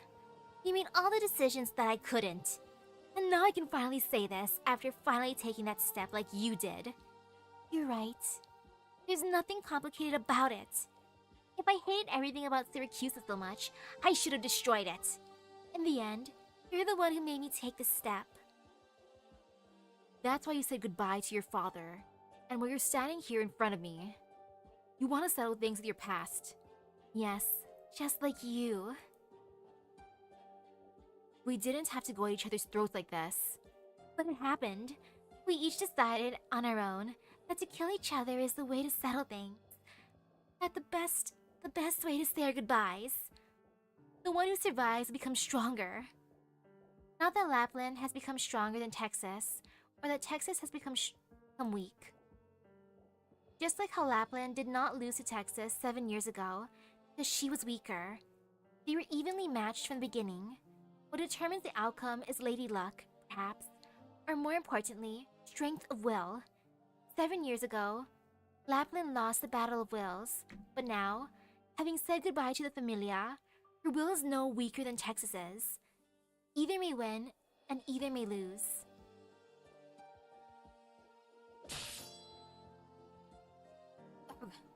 It's over.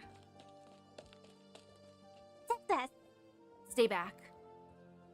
Texas takes one look at Sora, then closes her eyes. Lapland thought she knew Texas well enough. What did she not know? She bore witness to Texas's exhaustion with Syracuse and her decision to declare war on the country. Texas's decisions surprised her each time, but this time she thought it would not be so. One lives, the other dies. There would be no end, no other end. But as she saw the unwillingness to let go in Texas's eyes, she once again realized that she was wrong. At the very end, in the ending that Lapland wrote for herself, Texas had surprised her once again. Am I surprised that Texas lost? No. She was stressed for how long after her childhood friend got almost killed? She wasn't sleeping at all. She was just worried, and then she got to fight like Balak and his goons. And then now this. It's kind of understandable. She's been so stressed.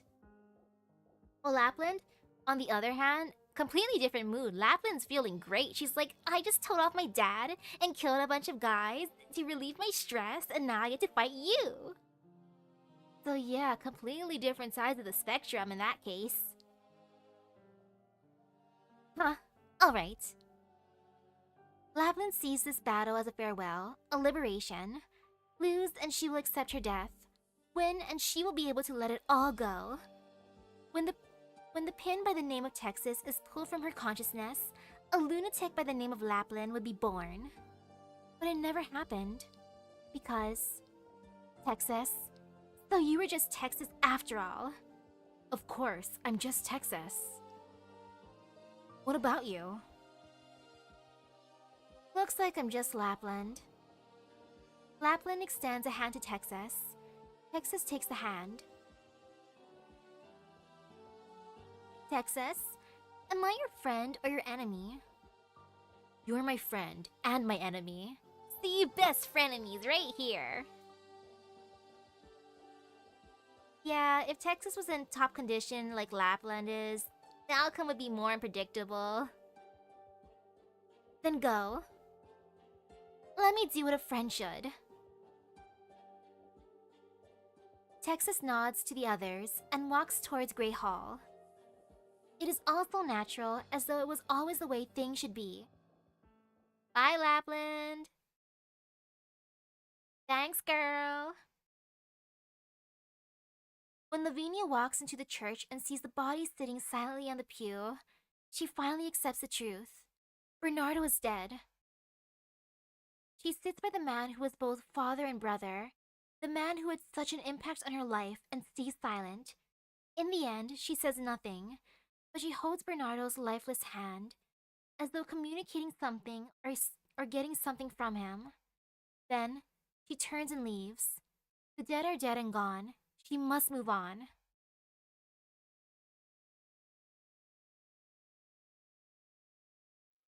I heard my friends talking about what you did. Let me ask you one thing, child. All the nations across these lands are seeking change, trying to move with the times. But the impetus for change is an awareness of inadequacy, or a search for breakthrough. Does Syracuse need that? Does Syracuse really need to change? Do you think that the Familia is something that must exist? Nothing is, but it existed for centuries before I was born. We can't deny our history, or so easily destroy what already exists, can we? That's why you chose to continue the Familia system when you established Grey Hall, except now all the Familiae have to operate under your control. I don't intend to deny it. In fact, I think it was the correct decision in this time. One thing that I find really interesting about, like, the big higher-ups right now, how they all have white hair. Like, Mr. Alberto, Bernardo, and heck, Cecilia. But things are different now. Correct. The return of the Colombian Familiae brought advanced technology and philosophy. The Colombians are exerting an increasing influence on the Familia-style rule, but many haven't realized it yet. Some of what my father did was overly radical. Our motivations are different, and so are our means. But one thing is the same. We both believe that Syracuse doesn't need the Familia anymore. What are you planning to do then? The simplest thing would be to kill you here or to die trying. But that's the choice my father would have made. As for me, I would like to borrow a city. An interesting proposal. A new city needs new blood. But you're on your own, child. How am I supposed to believe that you can reach your goal? The doors of Grey Hall are pushed open before Senora Cecilia finished her sentence.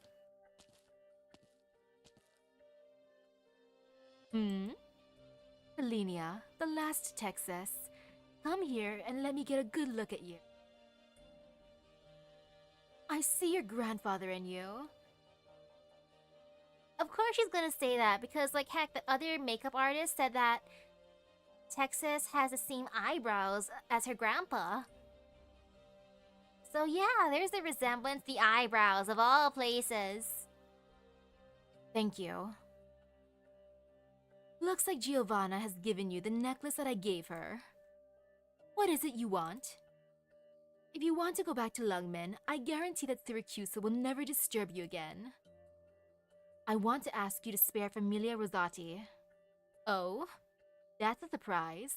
Wallach assassinated Giovanna and tried to kill you many times. Do you really want to spare him? They're only trying to survive in their own way. You can keep the necklace, I never intended to do anything to them. Or, you can trade it for the right to leave Syracuse forever. Texas sits down by Leontuzo's side. Don't need that. I'm extending my vacation. What about you, Lapland? Lone Wolf, Saluzzo's traitor. Lapland walks to Texas's side with a jesting smirk on her face. I got a simple dream. I want to destroy Syracuse just like them. The difference is that I'm not as civilized. And you, Judge Lavinia, instrument of my will? Lavinia stands behind Leontuzo. Your will was once Syracuse itself, but now I'm going to change it. You believe that I'm wrong? I believe that no one can be right forever. I was wondering why she was standing behind Leontuzo. It's because they all took the other chairs before she arrived. Understandable. Senora Cecilia casts her gaze at the four young people before her. One who came from the strongest familia in Syracuse, whose upbringing made him long for a civilized future. Denied by his position, he chose to bury his head in the sand. One who came from the modest beginnings, who earned the favor of the familiae. It filled her with doubt about herself, and so she chose to deceive herself. One who came from the oldest familia in Syracuse, who hated everything that it asked of her. It drove her to rebellion, down to the path of madness. The art is beautiful as always. One who came from the strongest familia in Colombia, who became exhausted with the existence of the familia itself, she chose to run away in silence. They want to change Syracuse for different reasons, but they all came together in the end. I won't live forever, but I have a few decades left. Until the moment that my eyes close forever, Syracuse will continue to enjoy the peace that I bring. What about you, child? You stand on your father's shoulders, seeking to make the system better and fairer. You think you chose the correct path? If I give you Syracuse, could you guarantee that she would walk a better path and become a better country? I can't guarantee that. But just as you're willing to listen to me here today, if someone else comes along, looking to change my ways, I'm willing to sit down and hear them out. Senora Cecilia smiles.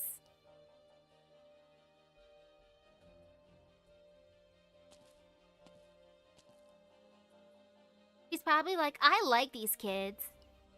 You know, they got good spirit. You see, I don't hear any fighting. They're fine. You're the only one who could be so at ease like this. That's the head of the state there, you know? Sorry for making you worry. It's fine. Huh? Where's Lapland?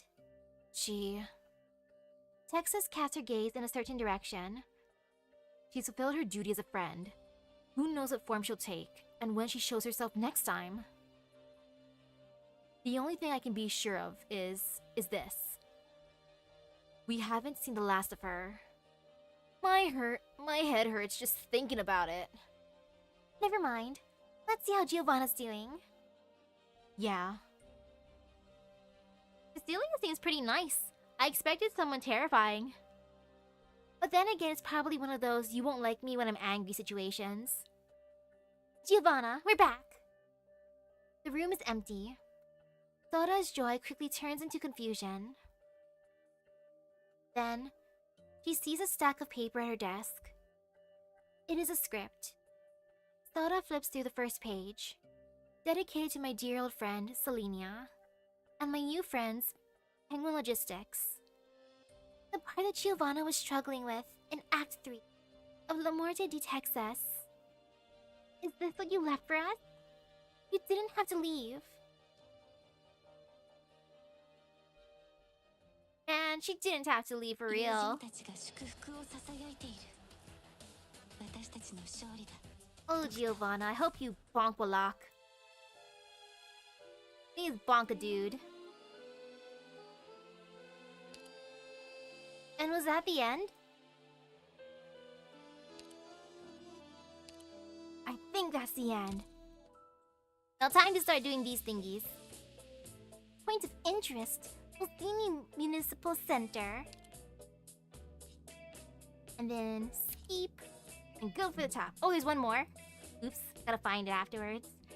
Are you Senor Lavinia? Yeah, are you Signorina Lavinia? I am, and you are? I'm your underclassman. I heard the speech you gave at the school, and actually, I didn't take you seriously at the time. I just thought it was another woman coming to talk to a big game. Coming by to talk a big game. But with everything going on lately, I've been looking into some things myself, and the court bailiffs told me everything you did. Now I believe what's said in that speech came from your heart. I appreciate you going out of your way to tell me that. No, I'm the one who should be thanking you. I've already figured out what I'm supposed to be doing next. Well, that's cute. And go to the record? Wait, what? Records before the battle section?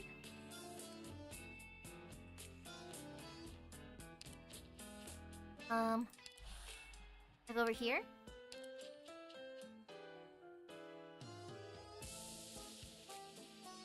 Am I looking wrong?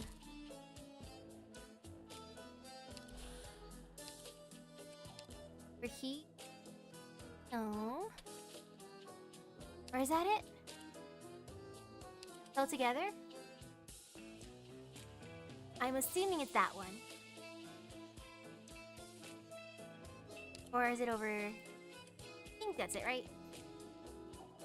The clash between civilization and savagery never ends. All together. And time to drink more water.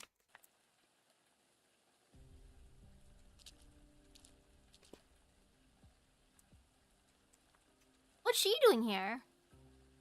I didn't expect to see her. Ugh, my tail's all wet. Nothing's changed at all. Neither these filthy streets, nor this damned rain. Don't know what it is. But even though the snow and Ursus can kill people, the rain here is somewhat more unpleasant. I hope there's a hairdryer at my master's place. Her master's house is located at the end of this alley. Years ago, Townslayer stormed off in a rage to prove that she was strong enough to take revenge on the conspiracies looming over her. Now, Lyudmila has returned once more.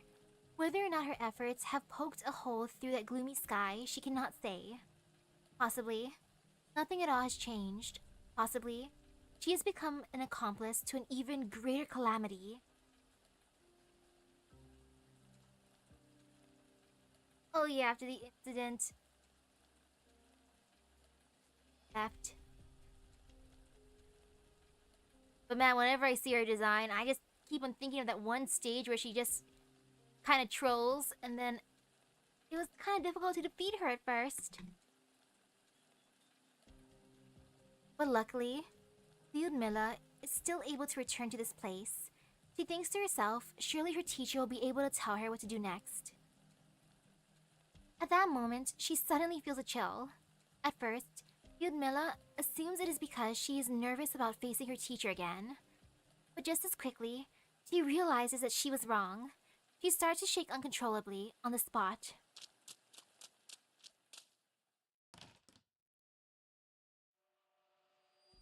Maestro! Eh? The thick, inescapable stench of blood. Her teacher lies face up on the ground, fresh blood still flowing outward and spreading. A small knife has been dropped nearby. Lyudmila tries to approach and stifle her teacher's still bleeding wound, but she finds herself unable to move a single step, unable to even tear away her gaze. From the shadows wafts an aura that is both familiar and terrifying to her. A wolf with gray hair, wearing a red hoodie. The true wolf is dead. I did as grandmother asked. It's you. What have you done? And why did Grandma ask to kill a man like that? I am a wolf hunter. I do as grandmother asks. Grandma? Grandma, why you do this? Oh, Project Red is the one Bernardo talked about? The true wolf is dead. The true wolf did not fight. Puzzle. I'll kill you. I promised Kelsey to only kill wolves. You're not a wolf. You're... Kelsey? That's why you smell of wolf. You know she couldn't fight anymore, so why? Grandmother said, these are the rules of the game. And now she's out. I have to go. There are other wolves here. I have to find them. But another wolf is out of the game. Is someone faster than me? Don't you dare leave! The wolf in the red hoodie does not respond to Lyudmila's cries. She hums a fragmented ditty, flitting past Lyudmila with brisk steps. Lyudmila, I feel so bad for her. First reunion, didn't work out for her, and now this, now her teacher is dead. She can't catch a break, can she? Sheesh. Lyudmila's outstretched hand grasps only thin air. She suddenly remembers what her teacher once told her. Lyudmila, do you know what it means to be my student? I am become decrepit and weak now. Are you still willing to be my student and my tool? We will both regret it, Ragazza. Lyudmila falls to her knees. Drink deep of the suffering of the deceased.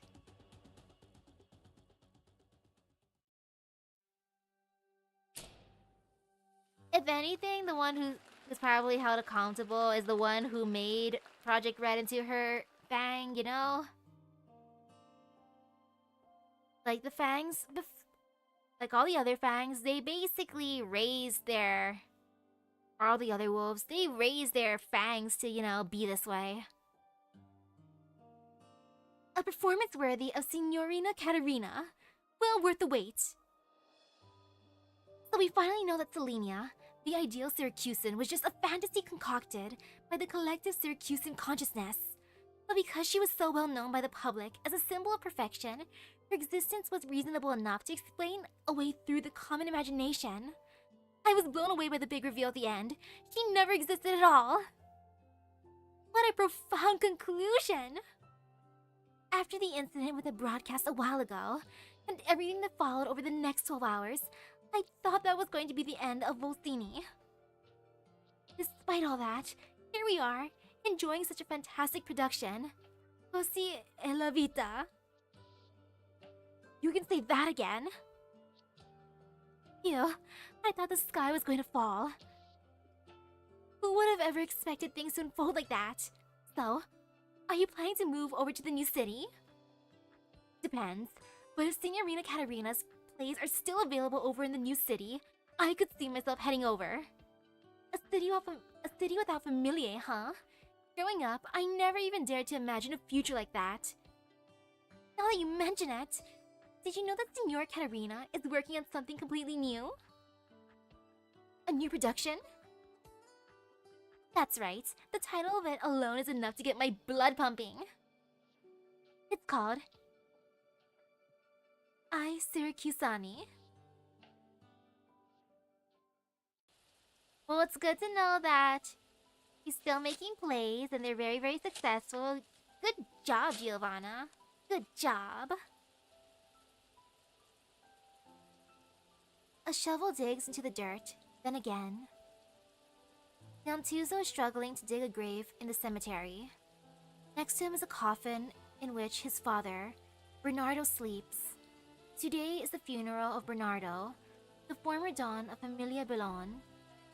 A funeral for one of the Dodici Dons should have seen the entire cemetery packed to the fences, but not a single soul will mourn the passing of a man who betrayed his familia, his city, and his society.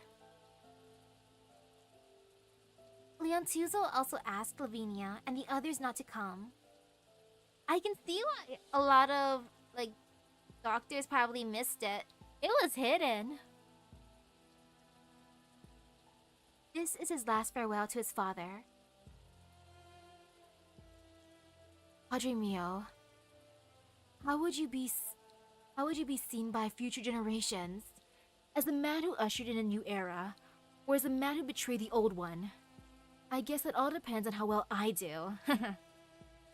You've passed one hell of a weight onto my shoulders.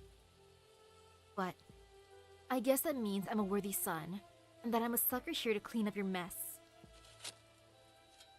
Leontuzo continues to chat animatedly, as if his father is still alive. Animatedly, as if his father is still alive with him as he digs. But other than that, he doesn't know what else to say. All right, Senora Cecilia agreed to my request. There will be no familiae in the new nomadic city. I guess a part of your dream did come true. After talking with Senora Cecilia, I think I finally understand her a bit better. Seems like she wouldn't mind taking Syracusa with her to the grave. It doesn't bother her at all that Syracusa can only enjoy a semblance of peace while she's alive, because for her, Syracusa doesn't need a future. How should I put this? Senora Cecilia is more like the caretaker of a bygone era than an actual ruler. The reason she was willing to give me a chance was just because she decided it was worth a try. Nothing more, nothing less. What a terrifying being. Ew. I thought I'd be here all day digging your grave, but it turns out it wasn't so hard. Enough space has been made in the ground to accommodate the coffin. The last thing that remains is to lower it in. Leontuzo walks to the front of the coffin, hesitates for a moment, but finally reaches out his hands.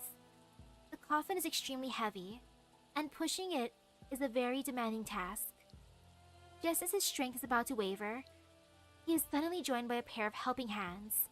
Leontuzo turns his head and sees Dimitri right next to him.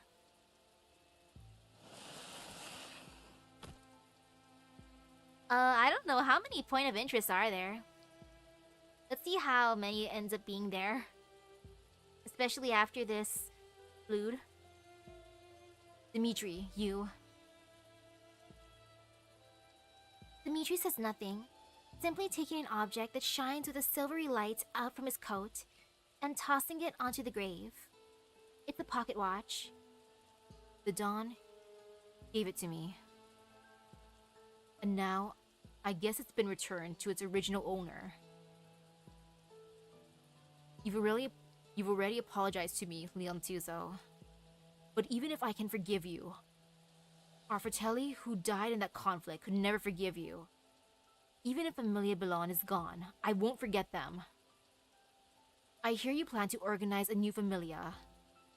Most of the guys who survived left already, but some stay behind, and they need a place to go. Even for you, that's one ass backwards familia. That's how it should be. You're walking down a thorny path. I know. And eventually, I will stand in your way. I know. So don't go dying on me. The rain continues to come down hard, but Leontuzo can still faintly hear a soft Leon at the end of that sentence.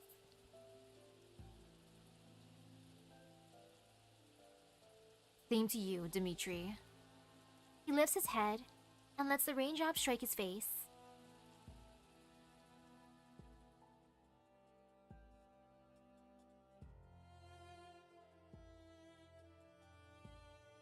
You won't be needing most of this furniture anymore, right? Guess not. Familia Belon is no more. Most of the old associates have already left, after all. It's not an easy thing to stomach, getting betrayed by your own Dawn. Bernardo, who practically stood on the highest pinnacle of the Familia's rule, has repudiated the very existence of Familiae. He also repudiated many things once seen as priceless. Honor, trust, loyalty, dedication to the Familia.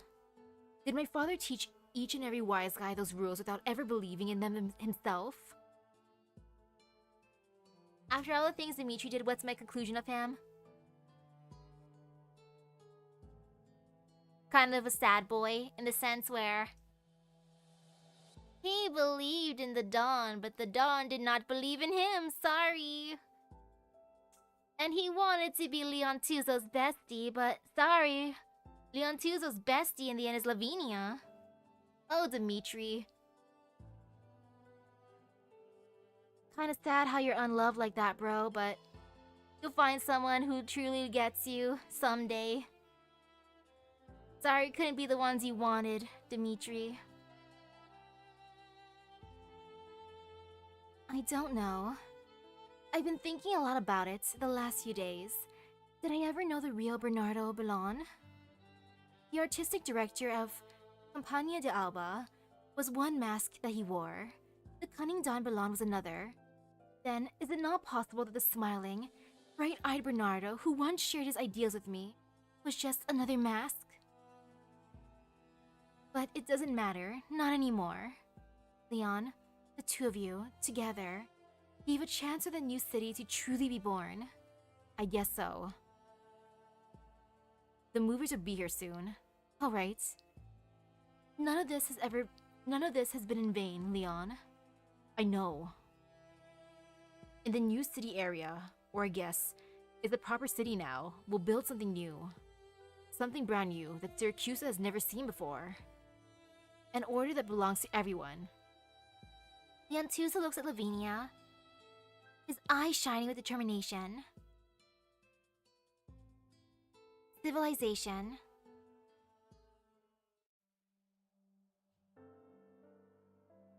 Each wolf, from its moment of birth, knows that its existence is a symbol of the wastelands.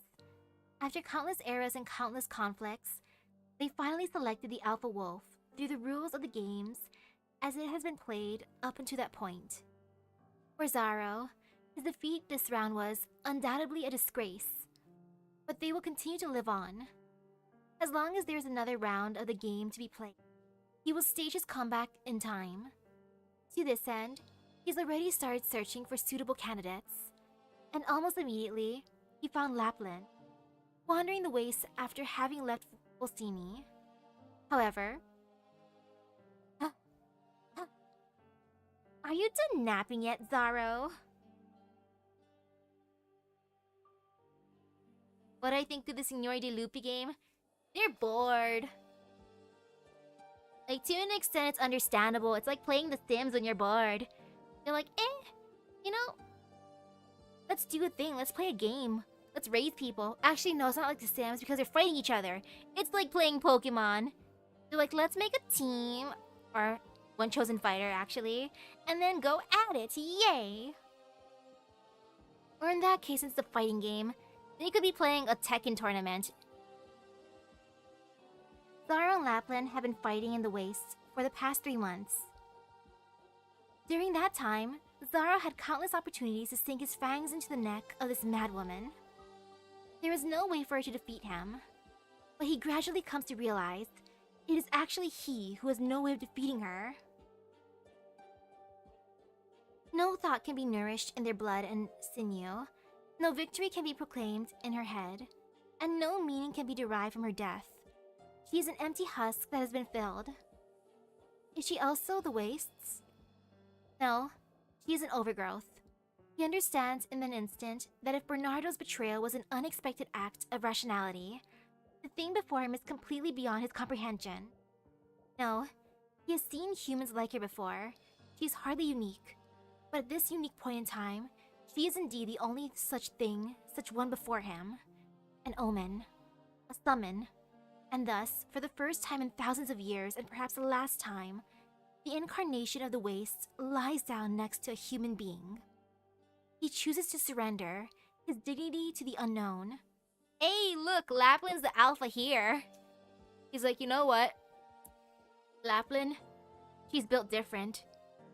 I bow down to her. Lapland, I will follow you now.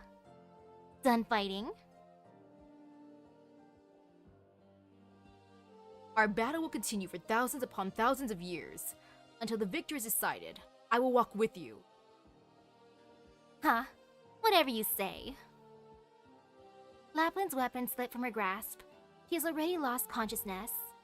Before she falls, Zara walks over and supports her body with his own, as if it is the most natural thing to do.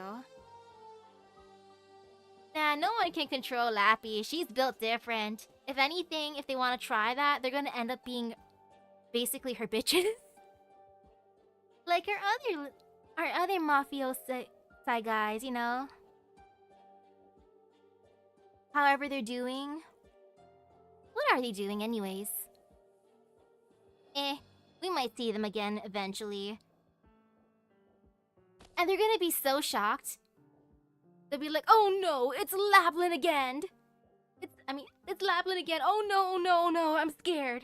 Or like, not her again. And they'll be like, oh wait, who's that with her? Oh my god, it's a Senor de Lupi. It's like Lapland made Senor de Lupi her goon, as one does in your Lapland. Texas, we've chosen different paths to destroy Syracusa. I'm so looking forward to seeing you again. She closes her eyes and falls deep into slumber. To a deep slumber. The vast wilderness is completely devoid of anything else. For a brief moment, it seems as if all existence between heaven and earth is but one human and one wolf. Savagery. And then when she eventually returns, I wonder how her papa's gonna feel. Alberto's gonna be like, oh look, it's my rebellious daughter, and wait, what's that with her? A Senor de Lupi? What? And heck, when she sees the others later on, they'll be like, oh no, it's Zaro again.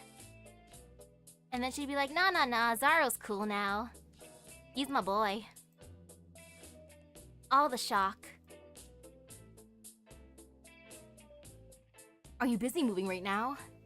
Yes, I'll be living in the new city. Let me help you then. Oh, before that, there's something I want to give you. He takes out a neatly written resume. My CV. I decided that after I graduate, I want to work with you. Working hard for the sake of the new city that you talked about was the reason I went to law school in the first place. And those flowers. He looks at the bouquet of withered flowers among her luggage.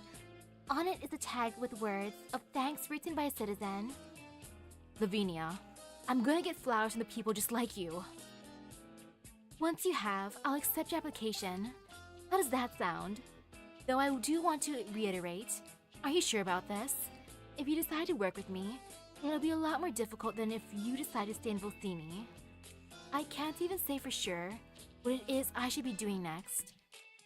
This is not an easy path to tread. I know. I've already made up my mind. I'm very glad to hear that. All your stuff is packed. Are you ready to leave? Yes, actually before that. I need to go mourn someone's passing. Oh, I guess I'll leave you to it then. Actually, I'd like you to come with me. He's not just an old friend. You could say that he was an old friend to this entire city.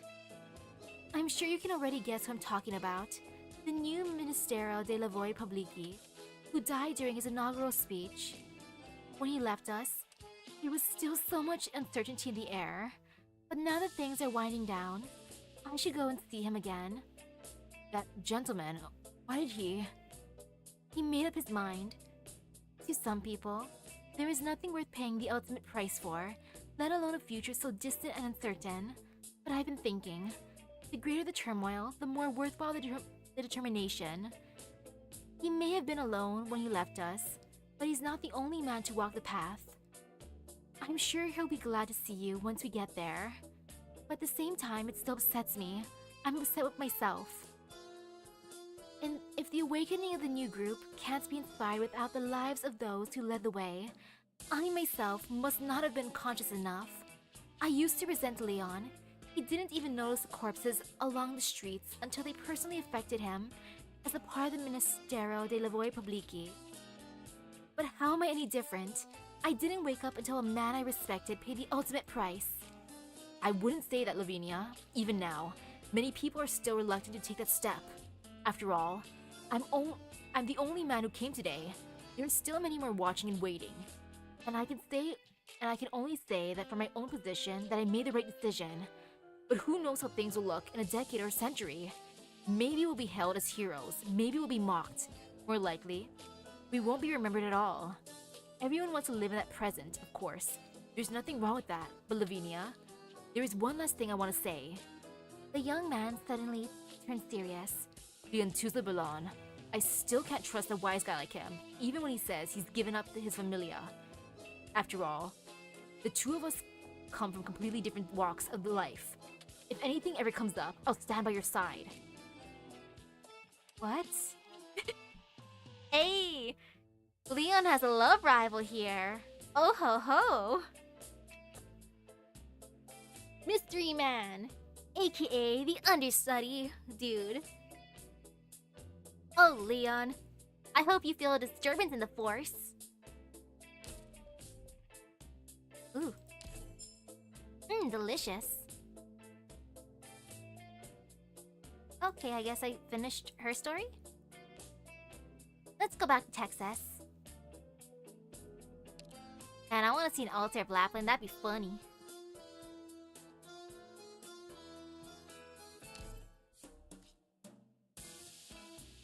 Let's see.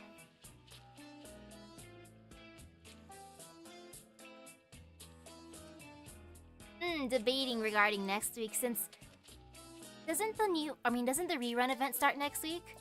I want to farm a ton.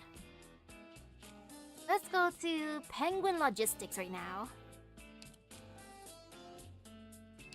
Hey. Wait. The bustling streets fall silent at Texas's appearance. The people probe at one another, trying to entice her to leave. Anyone who tries to talk to her is taken down by another. Perhaps there is something they want to say to her, and she should act first. Let's go! Go, Texas, go! We believe in Texas here. Oh no, more people to protect, of course. I mean, I read that earlier, but still, it's always a pain. There's a car. No fear, no fear, no fear. Never feel fear. But there's no fear. Why would I feel fear?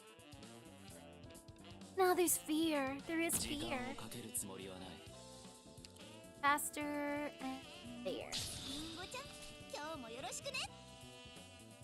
I'll just place her down already.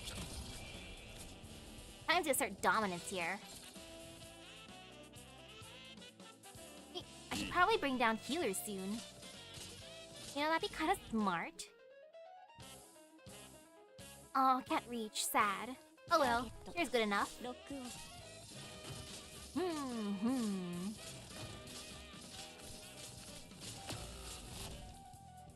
Oh, that car was super effective.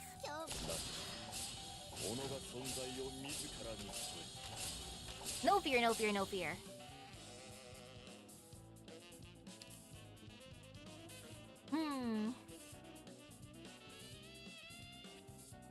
But yeah, maybe for next week for Arknights.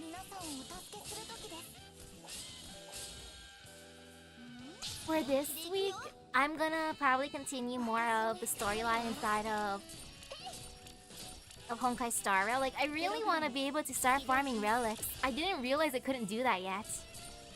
And it made me just the slightest bit sad. Because I want to experience the joy and pains of relic farming. Also, I'm Trailblaze level 30. I know last time I got to level 28 after, you know, increasing my equilibrium. But now's the time to become equilibrium too. Like, oh, my character grew up so fast. Like, look at her slowly growing. I mean, not even slowly growing, she's quickly growing. And I also want to try something more for Silverwolf. I did get another copy of her yesterday, which is good.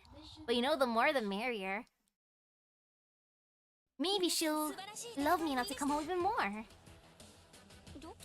And then maybe, just maybe, I will max out Sushang. Like, that'd be the ultimate goal. And let's see. Yeah. Let me do this. Boop. Ooh, I got a folder. I will go to the outside Teatro Milano.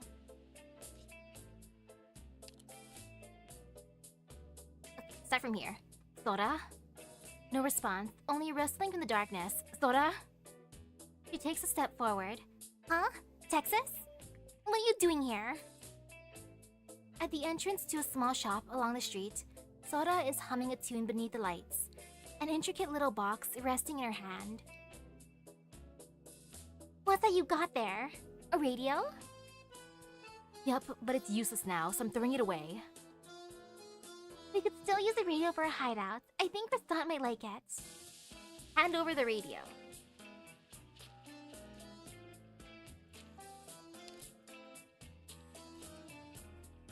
This is a little present I got for you to celebrate our chance reunion. Ooch. Hey there. Received a surprise from Sora. Sora has prepared gift for her long-lost friend and still seems to be immersed in the joy of their fortuitous reunion. Texas gingerly runs her fingers across a small box, suddenly feeling a wave of remorse.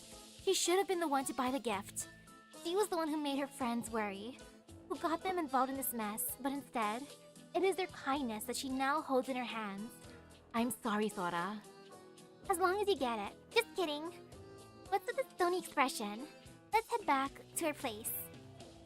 Alright, Sora. Be careful on your way back. I'll be over soon. Got it. Aw, they're so cute together. Adorable. Oh, I unlocked her. Bologna State. Boop. Now screw up. Senorita Texas, please watch your step on your way out. We've made it to the Bologna residence. Thank you. Texas prepares to push this door open. But from the corner of her eye, she notices that a chauffeur has not closed the car door to wait out front as usual. Instead, he nervously dashes away, not even remembering to put his hat on. Just as she hesitates, her outstretched hand resting against the door, the mafiosi to her sides immediately step up and push open the door for her.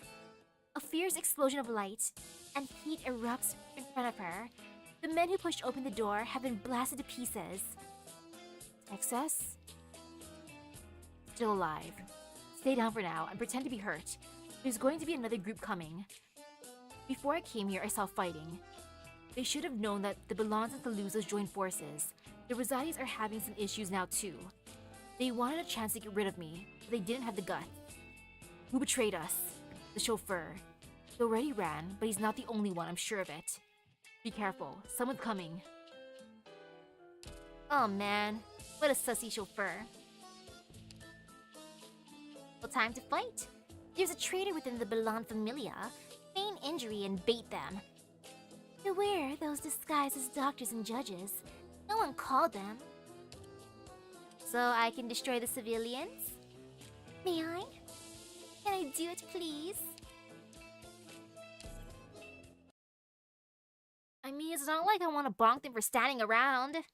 Who would want to do that? Totally not I who's craving violence.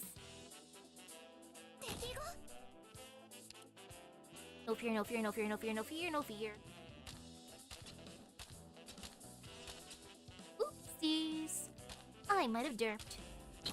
No fear. 19, there.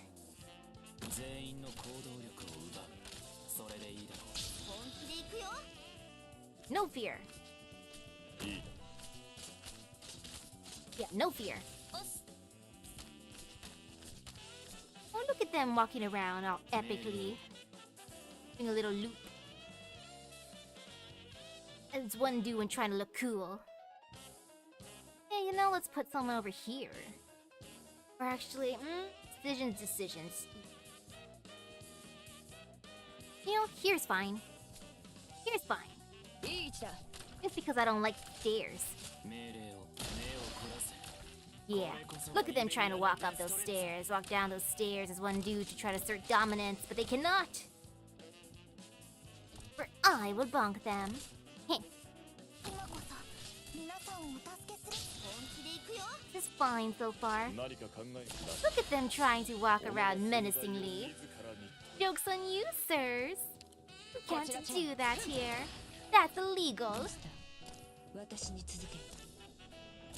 More are starting to come out. No fear. Oh, except that she couldn't do anything because he's invisible right now. Oh no, there's slight fear. That guy hits hard, doesn't he?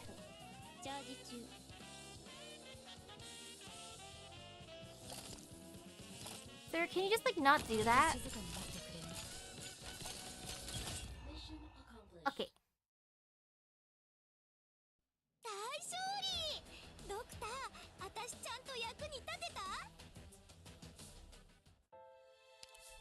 Now let me get this. Delicious. Now where are we going? Outside Pietro Milano. What brings you here?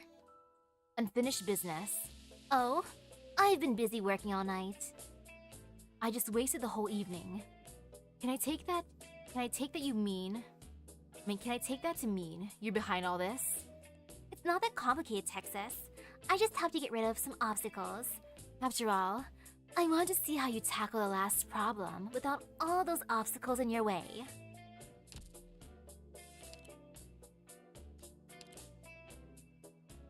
Leontuza will take care of the traitor himself. Zelda also confirmed that she hasn't run into any trouble. Then, who put the radio here, and what does it mean? Suddenly, she hears a sound of brisk footsteps approaching her. After making a big old detour, I suddenly remembered I had to come back to tell you something. In the darkest hour before dawn, the corpses littering the streets just hours ago all disappeared. Lapland hums a little song to herself. I put the radio there. Lapland, what you doing, girl? Delicious tickets that I can raise my people with. Yummy. Hey, Emperor! Texas, when do y'all reckon you'll be back in Lungmen? I've already started thinking about hanging a big old banner up on our signboard. Declare full-on bankruptcy. There are still a few things I need to... Stop, hold it right there. If you got nothing fresh or original to say, just keep your trap shut. How about a bet? Simple one. Loser listens to the winner. See the strawberry soda I bought on a whim? Hoo-wee, stuff's too damn sweet. But it's got a fair bottle cap, so heads or tails? I'ma go heads. Oh ho, not half bad. But whoever said that victory goes to the luckier guesser. Plus, take a look over there. Everything's going to shit. Aren't you planning to head over and help him out? Scattered mafiosi continue to roam the streets, turning their sights onto the civilians now that they've lost their target. The civilians are much in the dark, as the wise guys about what just happened. But we've decided that the Familiae won't be allowed in the new city. In that case, it's up to me or Leontuzo and Lavinia to tell them what we're about to do. I'll start with the simplest thing. Alright.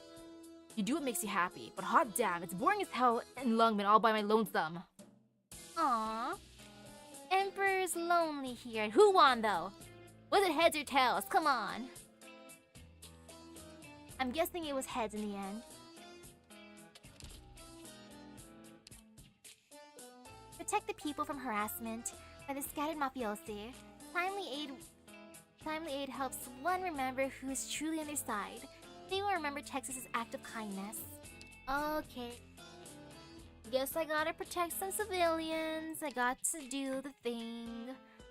Fine, I'll protect them. Since I have to.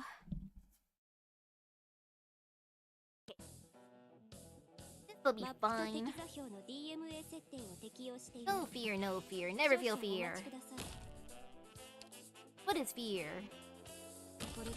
That don't exist here. No fear, no fear. No fear, no fear, no fear, no fear, no fear, no fear, no fear. It's fine. 20 and boop. I'll make a retreat soon enough. Ooh, they're getting hurt. I do not like that. Oh, I hate that with a burning passion, actually. Oh man, that really, really bothers me. Yeah, I don't like that in the slightest. It gives me rage. Go, Texas, go. Assert your dominance, girl. See? All good, very, very good. Treat. This is fine. This is completely fine.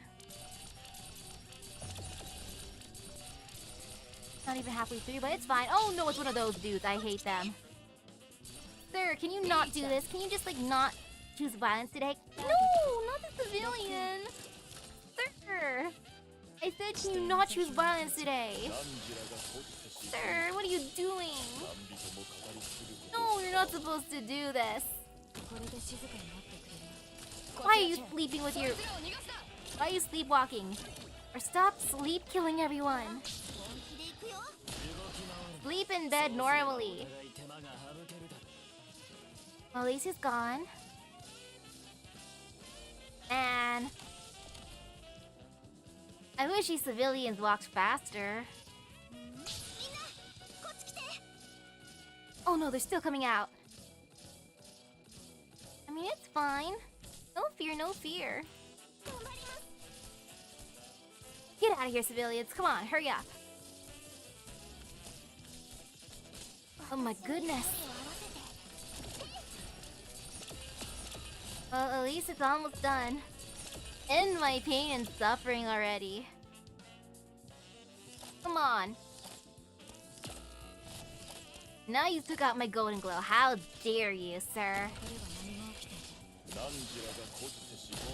Well, there. Now he went poof.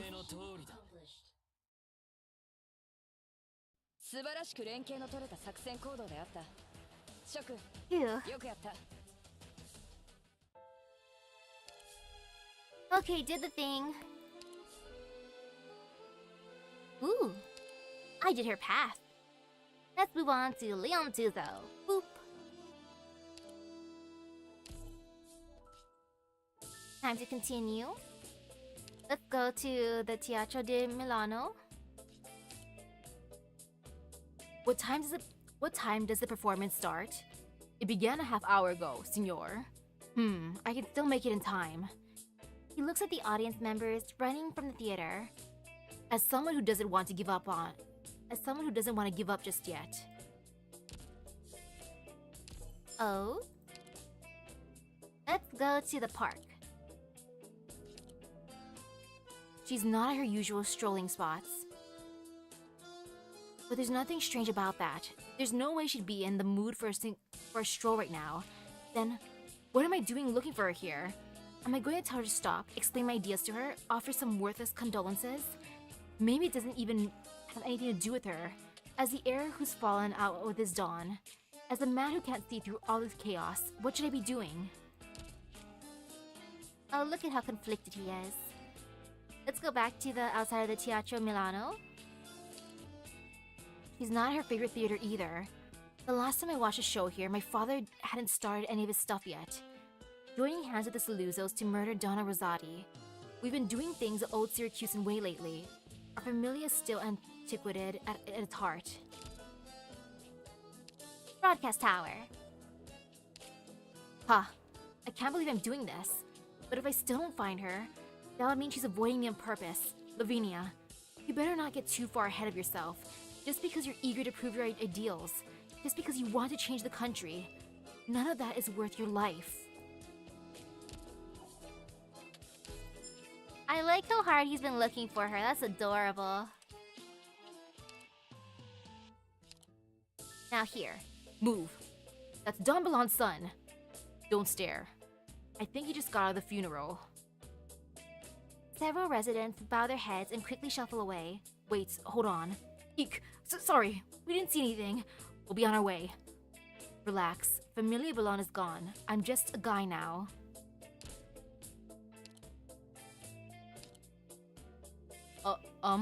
Sure, sorry, but we better get going.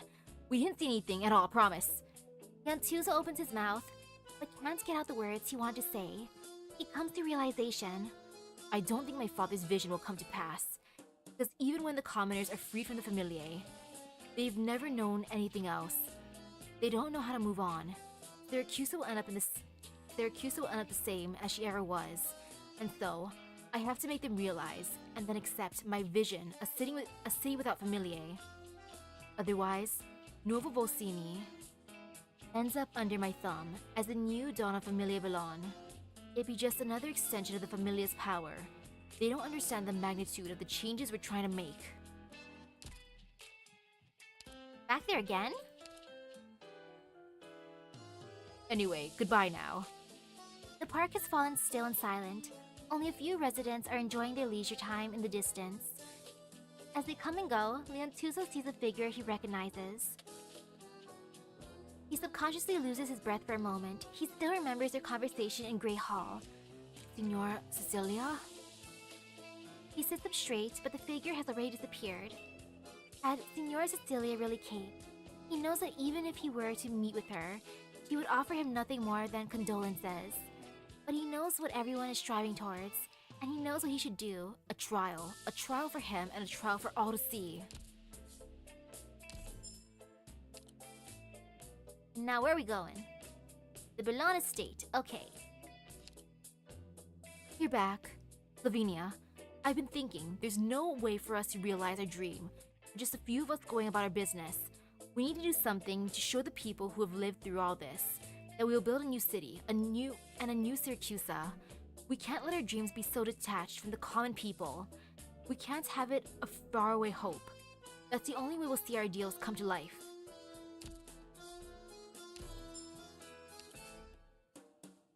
Oh, I guess that's the end of his story.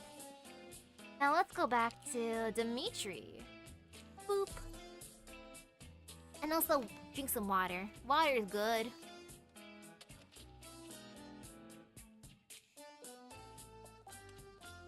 Just so my throat doesn't end up hurting too much. Let's see, Teatro di Milano. This place is so popular. Set the ambush here. Any news about the drivers at the estate? None of them heard anything about Leon's movements. They're all back to the estate on standby. Leontuzo won't be coming. Do you think he's... I know you all have a lot of questions right now. All I can say is, he brought it upon himself. If he keeps hesitating, the Dawn will deal with him. Right now, we need to finish our preparations. Those are the orders we've been given. Get the job done. Okay, and now to the small trail park. At the park, Dimitri slouches into a long bench. It's the first time he's had a moment's rest in the past few days. Leon, the other day, I was thinking about the stuff you said to me. Maybe that wasn't so unfeasible after all.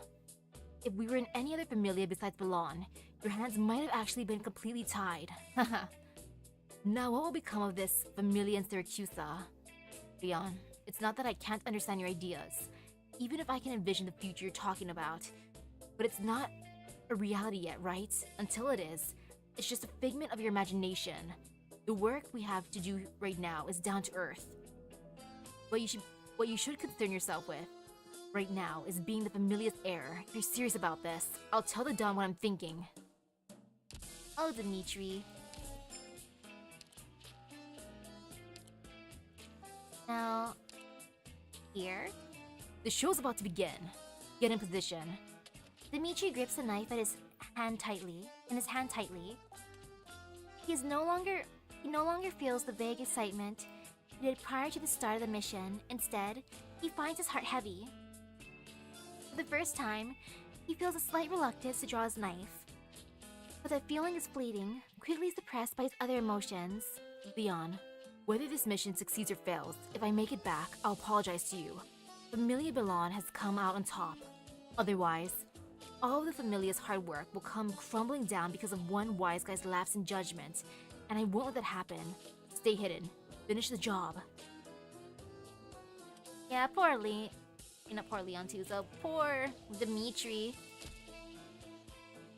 He just wanted to be a loyal boy, but no. An ambush is laid around the theater. The assassination of Rosati is about to be carried out. It is his master's orders. The chaos of the city continues. He must do everything for his familia. Sorry, Dimitri. You'll find someone who truly loves and cares about you someday. Oh, Dimitri. Sorry, my boy. Ah, so much civilians. Oh, man. I mean, no fear. What? There is no fear. Oh, gosh. See how this goes. No fear, no fear, no fear, no. No fear. Why would there be fear? But just in case, I'll put him here. Boop.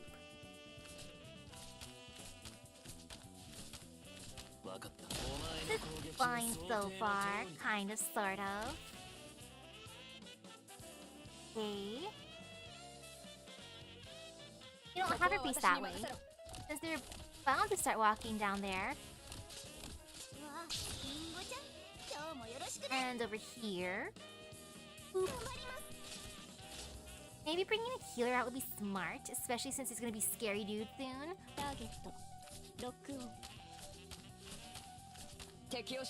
Fine so far.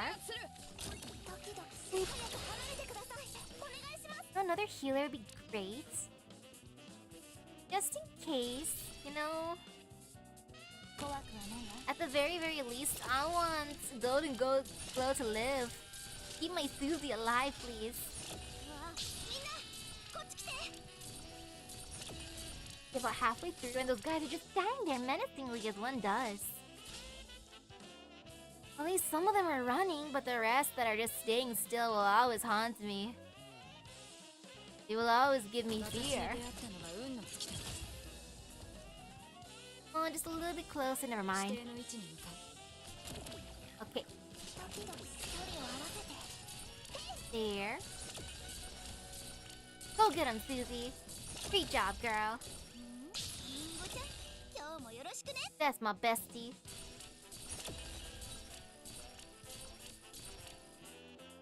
Time to bonk a man? Oh man, if only that would have worked on him too. Oh well. But I guess 99 is the maximum for this cost, which is fine. A few more dudes. Come on guys, start running. Please start running, sirs. Finally. They literally waited to the very end. But I have protected the citizens. I feel good. Or at least the civilians, yeah. They've lived.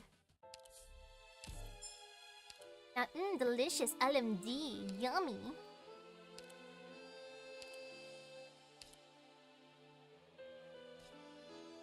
Boss, we made our preparations. Leontuza will go to the new city today. Their new residence. If we want a revenge, this is the best chance to rub him out while he's still on the way there. Dimitri holds a dagger in his hand. Press the dagger. For now. Leave for now. You are not ruining this moment, Dimitri. No. Tip, if you're missing an item, head to Critica Artistica. What? Aw, I gotta caress the dagger. It was a present he received from Leontuzo on one of his birthdays. Oh, never mind. I guess that's not a bad thing. I thought caressing the dagger meant I want to murder him now. Or maybe. You're welcome to give it a try. But you'll figure out that there's no point now. He has Senora Cecilia's permission, and Texas stands at his side. The only thing that awaits you is death. Even if you succeed, Leontuza will see it as nothing more than a last gasp of a despicable foe. A death that holds no meaning to anybody. Then what should we? I want to take revenge for Leontuza Balan's betrayal of the Familia. What I don't want is a violent personal vendetta. If he has to die, he should die after seeing what we accomplish. Of course, I won't go out of my way to stop you either, after all. Death is just a consequence of an action. For each and every one of us, betrayal is a betrayal. I understand. The mafioso shuts the door behind him and the room falls quiet again. Dimitri closes the drawer, collapses onto the sofa, and lets out a deep sigh. His hatred is undeniable, and his past only makes him more angry. He tells himself to bear with it. He closes his eyes.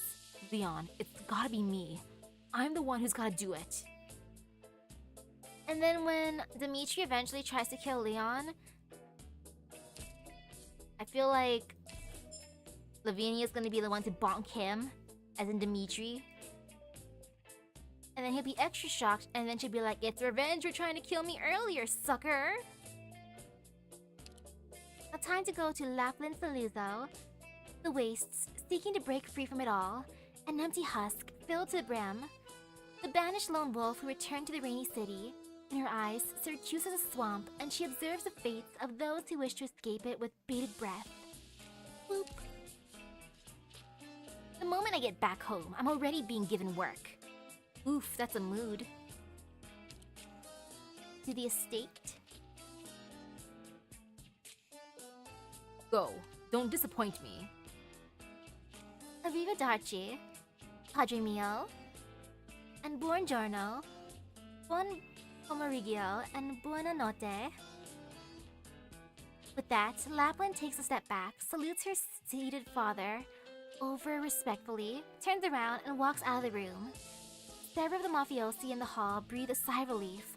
One man steps forward and stands behind Alberto. Fish? Fisho. Go then. The figure follows Lapland, also disappearing down the hall. Let me tell you again why I'm here. I've got a debt to collect for a certain someone. You've paid off the principal. Now comes the interest. The dull thud of bodies falling to the ground echoes through the room. Yawn. She killed a contact? He's in no hurry to head back to report his mistake. Caution told him to stay in position and continue observing, and he dared not approach to inspect the body.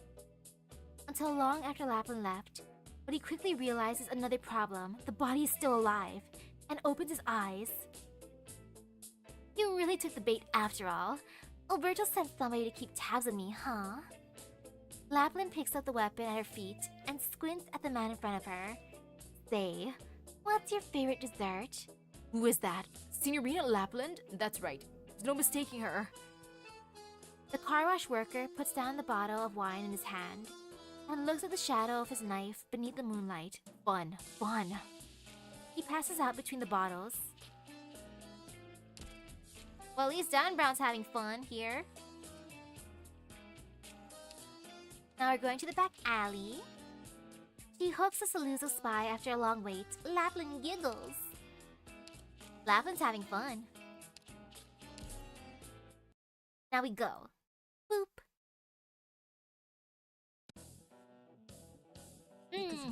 Let's see how this fight goes. No fear, no fear. Yeah, no fear. No fear.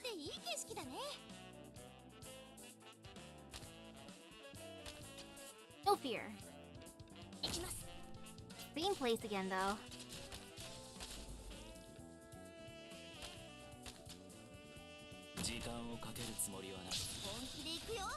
Now it's fine.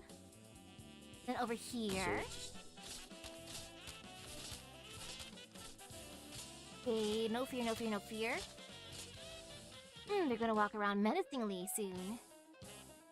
As one due to assert dominance. Put Chan down. I'm gonna have to bring out a healer soon. I feel like I should have brought one out already, but no, I was lazy. And there, now I got a healer. Then I'll need another one soon because I feel fear. I don't trust these enemies. I never should trust enemies. But still. Waiting for like a super hard hitter to come out of nowhere and then bonk me like this dude. Man, I wish we could have hit him too. Look at him just standing there menacingly. Sir, can you just like not do it?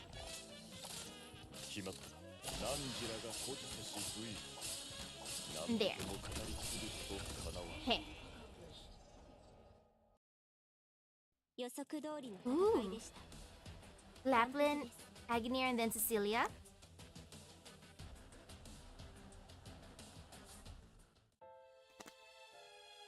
Okay. Now back to the back alley. Boop. Money. Resentment for Lapland is building within the Familia. They await her reaction. She takes up arms. Well, Lapland, time to destroy some goons. There. Boop. Okay, let's go. No fear, no fear. Oh no, that guy's just standing there menacingly. Sir, why must you do this? Why must they always stand there menacingly? Time to see what happens. Oh no, I'm gonna have to start putting people out. Let's see, just a little bit more. And there. Sirs, why are you just standing there near the enemy entrance? These guys are so ballsy.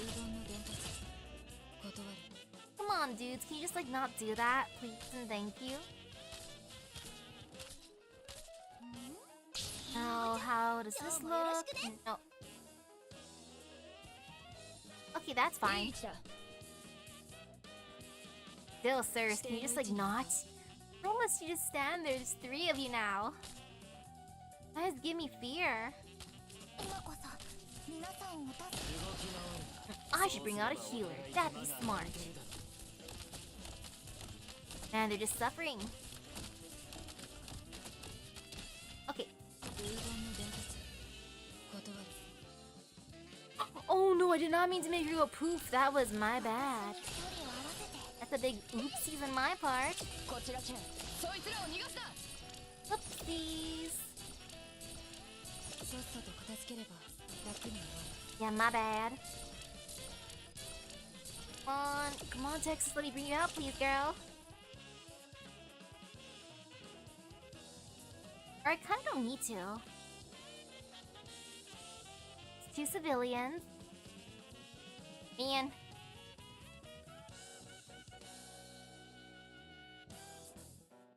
Get out of here. Got him. You.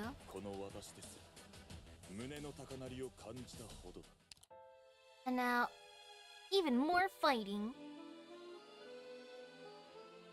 Complete Alberto's mission. Lapland knows that her father is testing her. He does not want to be disappointed. She has different ideas. Lapland's route has a lot of fighting, huh?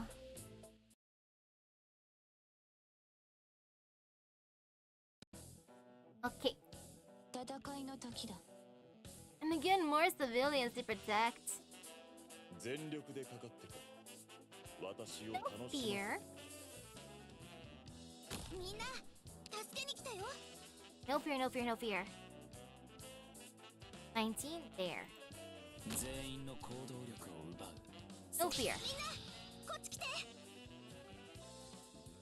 Good.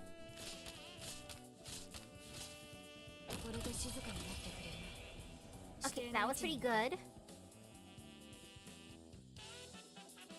And I want to bring out Chen. Is Chen?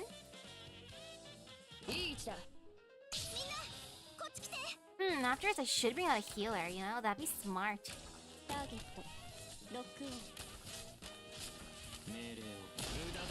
And then Susie. I'll have her face that way, since enemies are gonna start coming there. Oh, I should have put her over here. Oh well, too late. Plus, it should be fine. Especially since she'll have a friend right next to her. All good.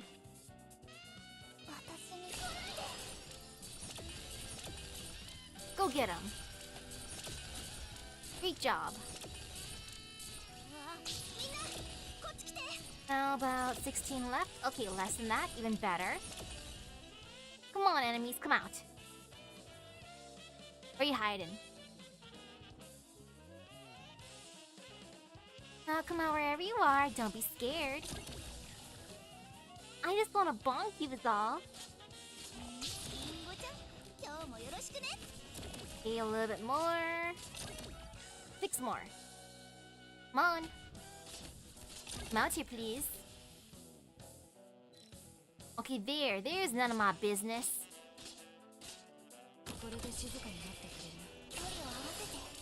Sorry, none of my business. I'm just bullying you at this point.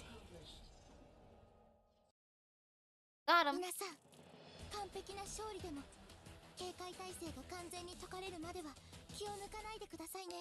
And there. We are going to the main street. Hey, it's our boy. Did you get it? I did. You asked me to follow you to the Saluzzo estate, just to grab a few old photos. I brought three of my best knives, all of which went to prying open some boxes. Lapland does not answer. She reaches out and rummages through a pile of photos. Ah, here it is. She runs her fingers over the photo and lets out an unpleasant chortle. Look at that itty-bitty face of yours, so cute and innocent. What was going through your little noggin back then? Is she looking for childhood photos of Texas or herself? Or someone else? I mean, either way. Back alley. The smoke from the burning photo flushes out a gray and white striped musbeast from the grass. Oh, there's another little fella here. Lapland lifts it by the back of its neck and looks at the panicked beastling with its feet dangling in the air. Ha! Haha, you scared? How about that feeling of being airborne? Getting carried around by the scruff of your neck, losing control of your body. Nobody likes that, right? As if to prove her words, the musbeast opens its mouth to try to bite Lapland's finger. Yes, just like that. All you can do is fight back, right? She lets the musbeast rest on the palm of her hand. Did you know? I once kept a buddy who looked just like you. I got the cutest little cage, the finest food, and even fluffy sawdust to nap on. I would even dress it up nice and pretty, but the musbeast cannot understand human language. It simply sniffs around Lapland's hand. The more I look at you, the more I see the resemblance. How about you come with me then? She throws the rest of the photos into the fire, the tongues of the flames rolling over the already blurred faces. Aw, she got a pet now. It's adorable. Cute. The place can hardly be called a hideout. It's nothing but a random shack where Lapland occasionally meets Capone and Gambino. But today, she comes by only to give the musbeast food and water. She doesn't even need to open the door to know what's going on inside. A strong burning odor rushes into her nostrils. Only the door remains in its original form. Somebody's coming. Let's get out of here. She kicks open the door. The inside is choked with thick smoke, and the musbeast cage that has been set in the middle of the table is turned over.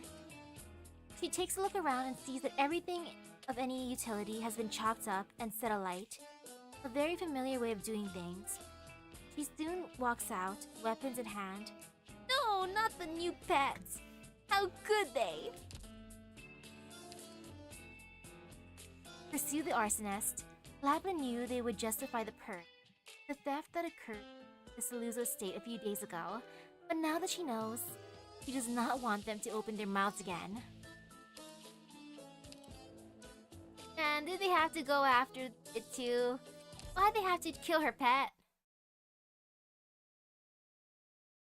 I can see her rage. Not the bebe. Not the precious bebe. How could they? And D19 bonk. Yeah, we gotta bonk these dudes. What that little musbeast do to them? Huh. Jerks. Okay, I want to bring out Yen next. And she'll be faced over here, that's fine. Oh no, they're starting to shoot at the running. I don't appreciate that, sirs. And then there. Next, I gotta bring out a healer because I'm gonna be smart and heal. Like one does.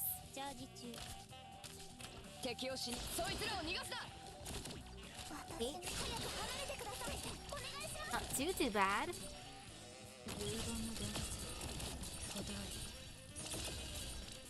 Wait, who just went poof? Almost my little Myrtle. Oh, my precious baby. I should bring out another healer. Maybe monster too. No, that'd be smart as well. Okay. Come on, run, dude.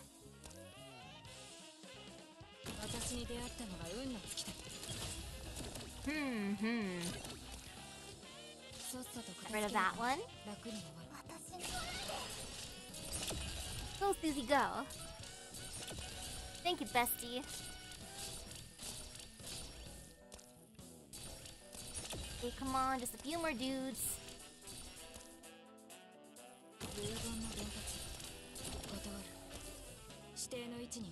That one dude. Standing there menacingly as one does. Oh, can those other guys start running already? Come on, you know you want to run. Come on, sirs, you're the only ones left. Go! Go, sirs, go! It's safe, go! Now get out of here before you end up going poof. Mission accomplished. Very nice. Okay. Now we're going to Shady Park.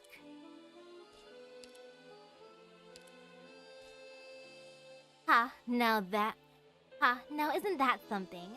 Everything else burned away, but you're still here. She holds an old photograph in her hand. Arrest the photograph.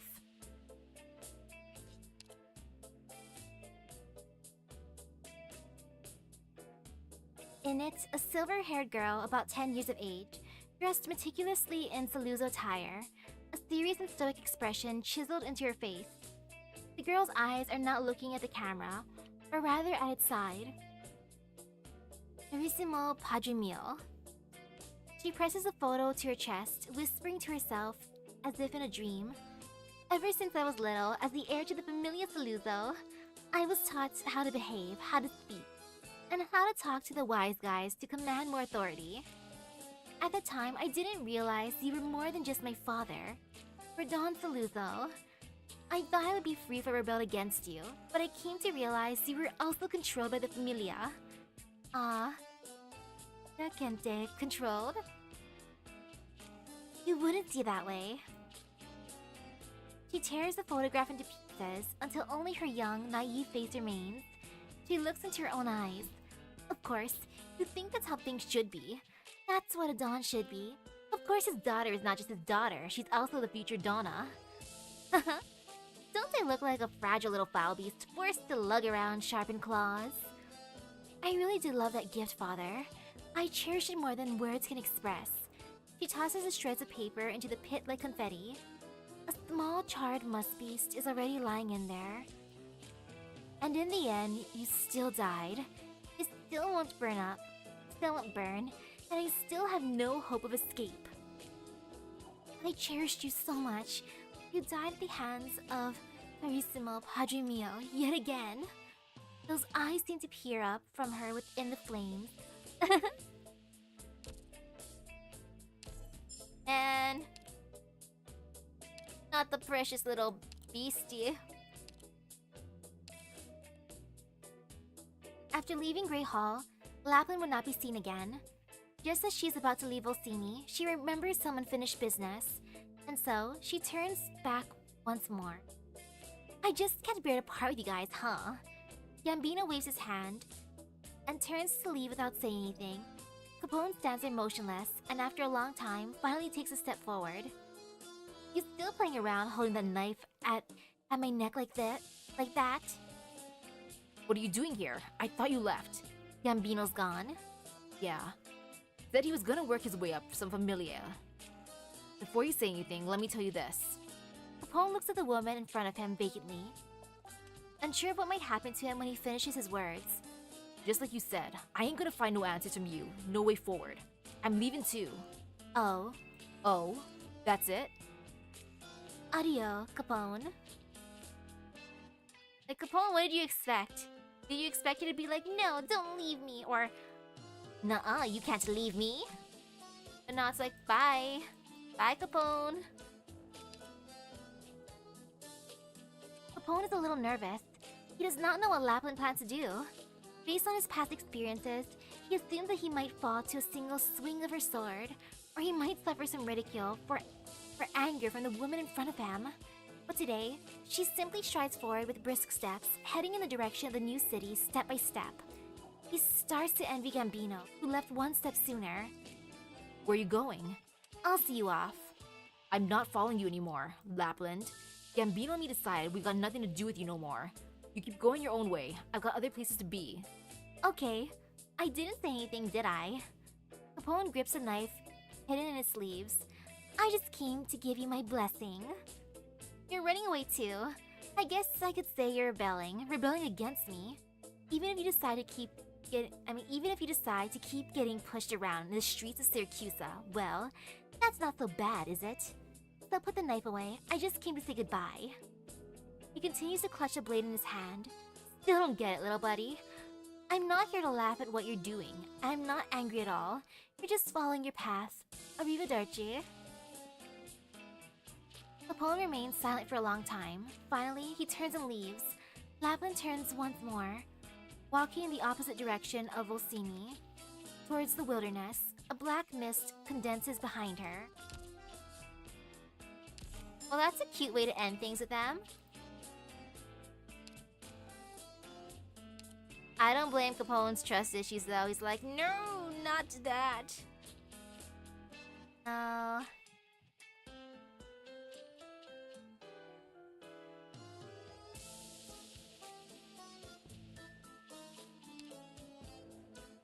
So what's feeling more threatened? You know, an angry apple pie.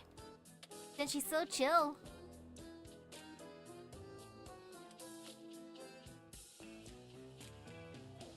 So then I should go for agony. The agony. Guns beget might. Order begets law. Asleep in the courthouse, only found some people to talk to after waking up. Sir, stop sleep fighting. I ran to bed outside on my way from the church. Bernardo, if I told you that Syracuse of your dreams already exists precisely because of what you're trying to destroy, how would you react? It was never the familia that mattered, it's the rules. Well, whatever. Maybe I've gotten old too. I didn't expect the geezer who spends his days sleeping to get all sentimental now. Ben. Care for a drink? I'll pass. How dull. Agonier sits down next to Ben, picks up the bottle, and takes a swig not at all congruous with his appearance. I thought you were just going to sleep in the courthouse until this was all over. I thought you were going to side with the young wolf, Leontuzo. At least in name. I'm still one of Cecilia's Boca El Lupo, am I not? I didn't expect you to finally embrace that title. After all, I'm a man of contradictions. I'm not too ready to acknowledge the glory of civilization, but I'm not after a pointless death either. Although you've got just as many contradictions. You set the rules and have governed Syracuse for the past few decades, but unlike Cecilia, you never insisted you were right. I only trust that I'm not wrong either. Who knows? Ben declines to say anything more, only taking a big swig of that bottle of wine in his hand.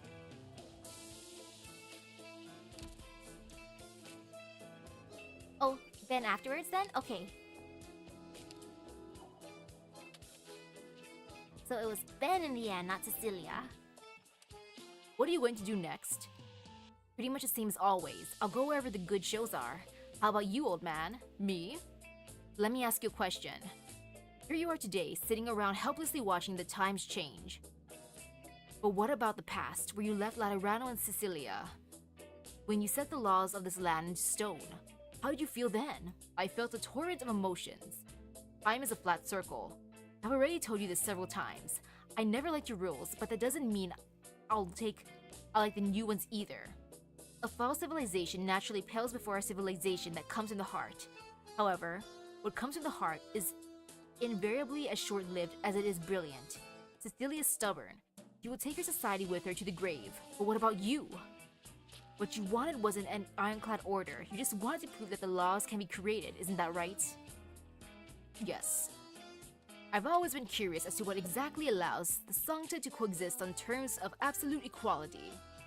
And she craved the power to allow all the familia to negotiate the same table. That's why she chose to join forces. That's why we chose to join forces. But the moment guns and order was brought into being, your goal of leaving Laterano had already been accomplished. What kept you in this country decades after was not her society itself, but the promise you made to her. You've been around long enough, old man. What? You're not going to leave, but you're going to try to persuade me to go? I'm just concerned that your eyesight will get so bad, you won't be able to see the road ahead of you. Sure, Ben, sure.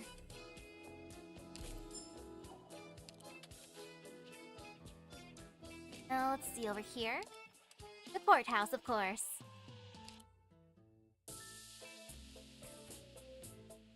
Agonier? You old sop, enough playing dead. I let you come here for your retirement, not so you could watch everything happen from the sidelines. Even if the results are basically acceptable right now, don't think that I'll forgive you so easily. Agonier? Getting angry so early in the morning is bad for you. Answer me. Didn't forget, did you? I asked you to come here to take care of someone for me. Giovanna, because of the necklace? Did I guess correct?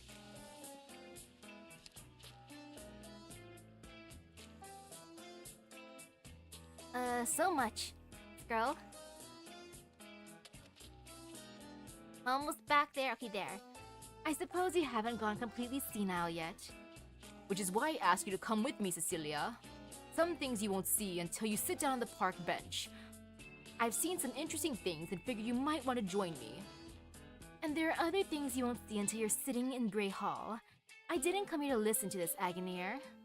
Alright, I must say, we went a bit overboard this time. I'll admit, I was in the wrong in certain respects. Now it's your turn.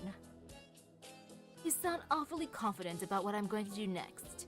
Otherwise, I wouldn't have come here this time either. Heh. Having a friend who understands you too well isn't always a good thing. Senora Cecilia smiles and walks up to Agonier. Then, the most exalted presence in Syracuse slowly kneels down. Her expression is one of piety, like a devotee. To whom are you praying for forgiveness? To guns and order. What is your sin? I accepted the challenge of a young man, and his goal is to destroy everything I've built. Do you see this as a betrayal of guns and order? I do. Then why didn't you nip it in the bud? Bernardo's methods went beyond the rules, and I could not tolerate them, but Leon Tuzo chose to sit right in front of me, risking his own life to offer his ideas. I decided to give him a chance. No, that's not the real reason. I told him, Syracuse will be resplendent while I live, but wither away after I die. Do you not believe that the guns and order you created can live on? I've leaned on one thing. The many heirs I've tried to cultivate. I've learned one thing from the many heirs I've tried to cultivate. The next Senora Cecilia won't be born in an era of peace. When I decided to make all the familiae bow down to me, the only things on my mind were ambition and passion. And over the years, I've managed this country. I can't help but feel somewhat sentimental for this one word, Syracusa. I would do everything in my power to crush him. But if he really does succeed in the end, then so be it. On behalf of Guns in Order, your transgressions will be forgiven. Senora Cecilia stands up slowly, her expression returns to normal, as if everything that had just happened had nothing to do with her. How long has it been since the last time you confessed to me like that? I forget. How did it feel? I feel even worse. It's not easy to be honest with yourself. Agonir, do you think you failed? What about you? Do you think you succeeded? When I think about that question, I realize we should really be asking what counts as success and how long we have to hold up this country for it to count as a success. Maybe we've only succeeded once. We have every familia seated at the same table. In other words, the Syracuse that we built is not a success? Who knows? Sometimes, just making fewer mistakes than others already counts as a success. If that's true, I've definitely made fewer mistakes than most. After all, my mirror is still here, is it not? Huh. You've got terrible taste in people. Mirror?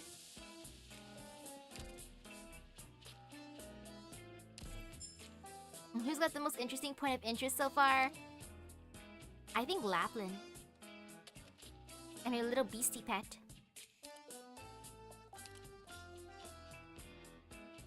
Hello. Oh, Your Honor. What business do you have with me? I heard from the courthouse that Senora Cecilia showed up in court yesterday. When I saw you around here, I assumed you were just a sancta living in the area. It wasn't until they brought it up that I realized you're actually Senora Cecilia's right-hand man. Right-hand man? Oh well, it's not like I was trying so hard to conceal my identity anyway. Having that said, I didn't expect you to come looking for me. I thought you'd find me just as despicable as Cecilia. That's not how I see things. So, is there something you'd like to learn from me, my child? This is kind of embarrassing, but actually, I'm not sure what I want to ask you. But after learning that you exist, I felt the need to talk to you. Take out the codex. That's it? Okay, I took it out.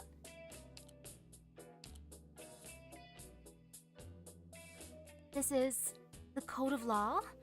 And a first edition too? That's right, it's for you, my child. This is priceless beyond measure. The path you've chosen is completely opposite to mine. But I'm not as hard on the youth as Cecilia is, so please treat this as a little present for me. I actually don't think that's true. Oh? I don't think our paths head in opposite directions. The reason it was difficult to walk the path of a judge had nothing to do with the law itself, only the power of the familiae to largely render it irrelevant. Every judge believes that you, the man who wrote this code, know full well what justice is. The institution of Guns in Order should have also been the institution of the law, but instead, it became a convention among familiae. And this is the biggest misunderstanding you have about me, my child. Guns beget power, and order begets regularity. What I sought was never justice, but efficiency. Then I will have to prove to you that the law can replace the customs of the familiae. My child, are you going to challenge me, just as Leontuzo challenged Cecilia? That's right. In that case, we'll just have to wait and see. I think it's scarier to challenge Agonir because he can fight in his sleep. And he's a scary fighter in his sleep.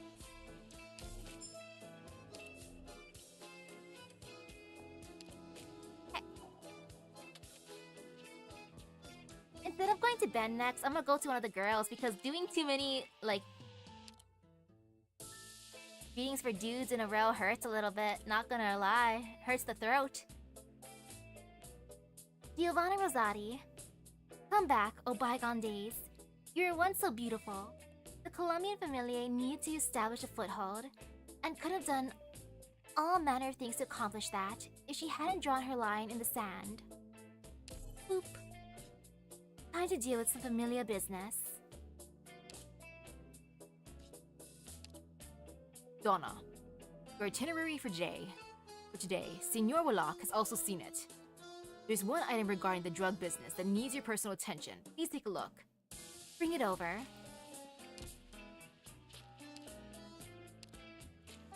Okay. He's a laboratory in Trimounts with his own commercial supply chain to produce this new drug. He wants our funding as well as a level of protection from the government to ensure he can get them to the market. Marco, how much do we stand to make from this deal? 1 year would be enough to recoup everything we invest, with our earnings increasing every year thereafter. We'll make a killing in this deal, and if we don't do it, you'd be fine taking it to another Colombian familia. The simple transaction would be mutually beneficial to both parties, but the drug would be anything but. It'll ruin countless lives. I understand. Also, Senor Wallach is waiting for you in the study. I wonder what drug they're talking about from Trimounts.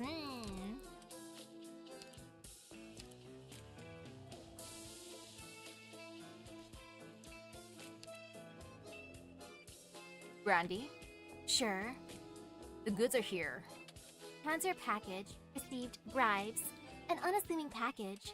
Government officials know full well what they will find inside, as well as what they are expected to do. Dinner is in half an hour. Next time, you could just take my place. Donna, Joking. you're dead set on turning down the deal. You've got another opinion? It's your call. I'm not about to question it. Wallach, there's gotta be a limit to what we'll do for money. Right. Sure, Wallach, sure. Now we're going here. Take another sip of water. Oh, there's only one more sip of water. Let's see how this goes.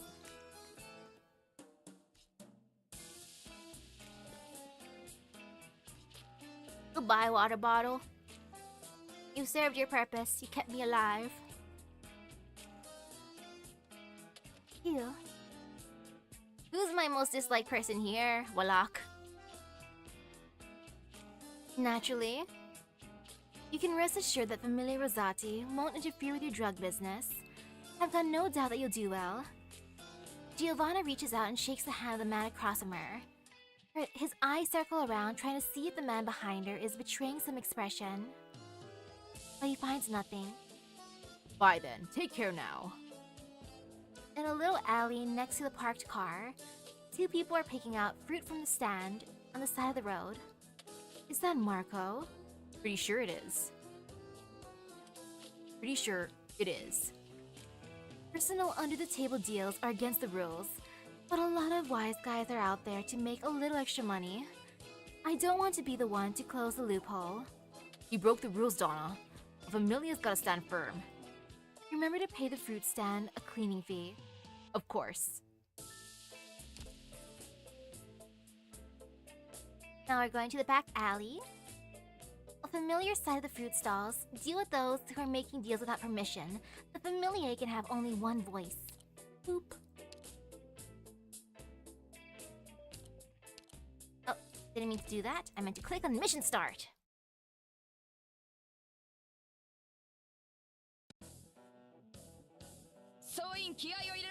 I'm debating how much sleep I need before work. I think it's a C map.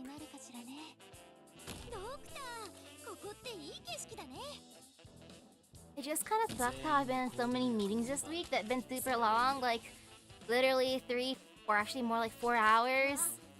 4-hour meetings. I'm trying my best not to fall asleep. It's just a little bit hard, you know? I just gotta sit there and try not to yawn too much. Sip on maybe a little energy drink to try to stay alive. And I know I have another meeting tomorrow, or another set of meetings tomorrow, probably. I know there's one for sure tomorrow. No fear, no fear, never feel fear. I mean, how painful can it be? I put her here.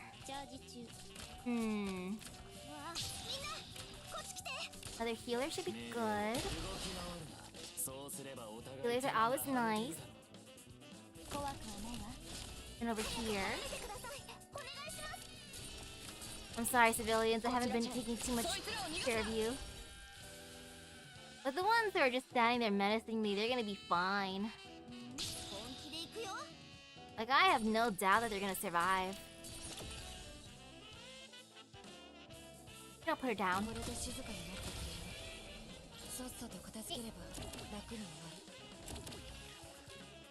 Over halfway done. That's a good thing. Come on, go, go, go. Oh, let's see.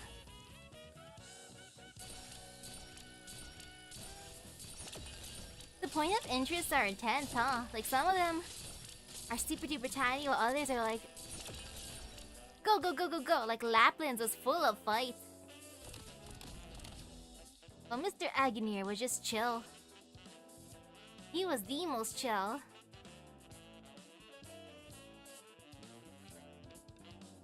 I'll go through at least Giovanna's.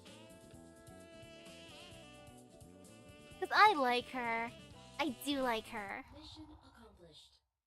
I wish she could have went back to Longman with the others though. Or, there's still hope that she'll go back with them once they eventually finish their vacation. Come on. Come on, girl.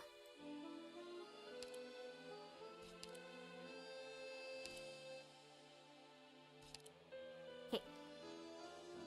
You want me to promise you I'll kill someone off in a romance opera?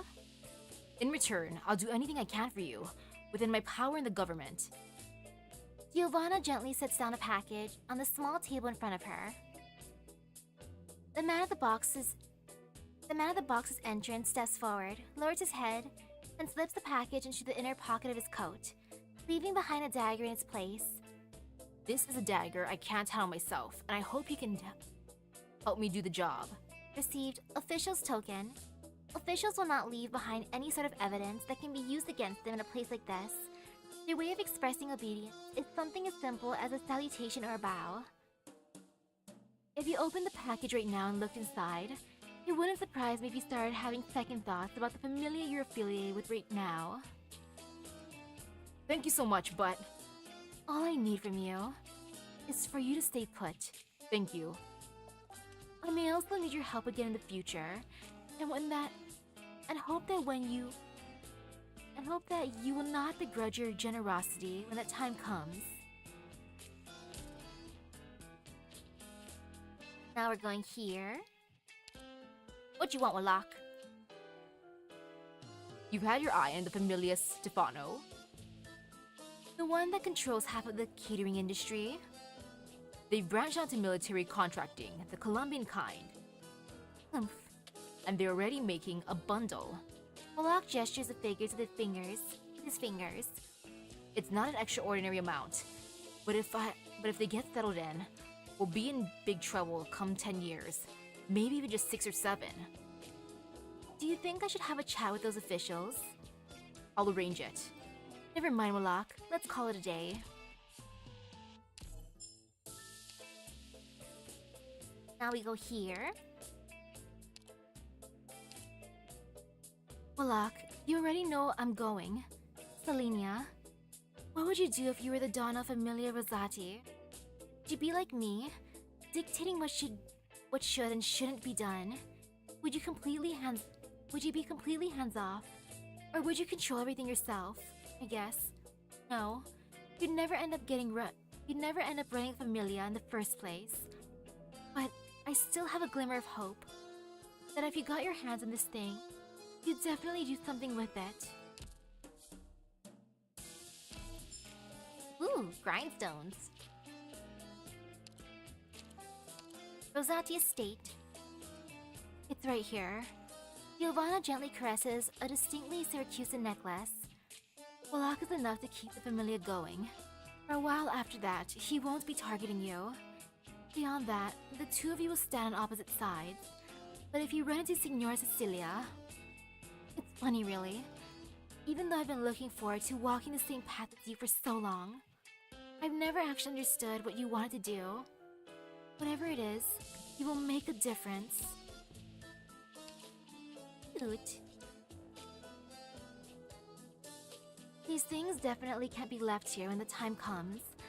Maybe I'll have that Sora girl help me out with some scripts and letters. She probably doesn't know what's going on. Well, not necessarily. She's also like Lavinia, honest till a fault. There's no other way. Maybe I can trick her for a while, and that'll be enough. Giovanna gently strokes the fountain pen in her hand. If only I could write another script with you. It's not like any of these have anything to do with you anymore, alright? From now on, only write the purest of stories. Those are my favorites. Put down the fountain pen.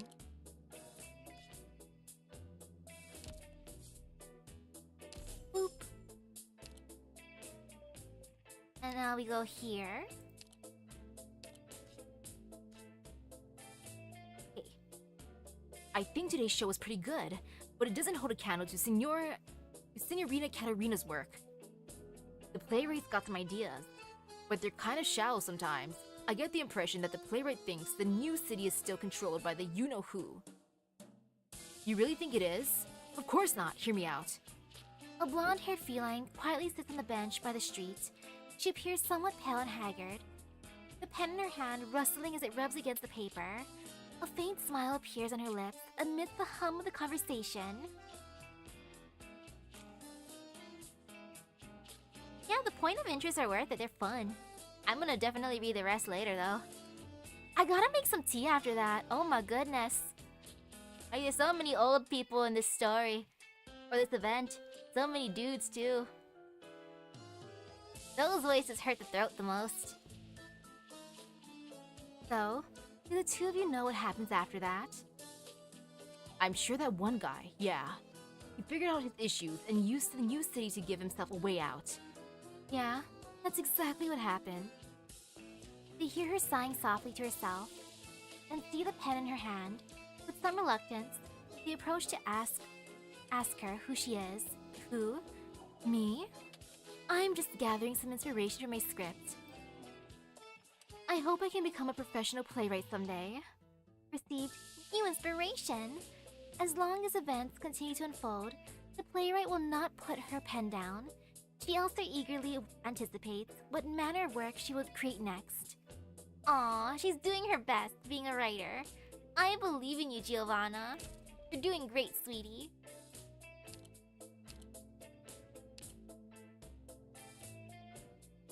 You?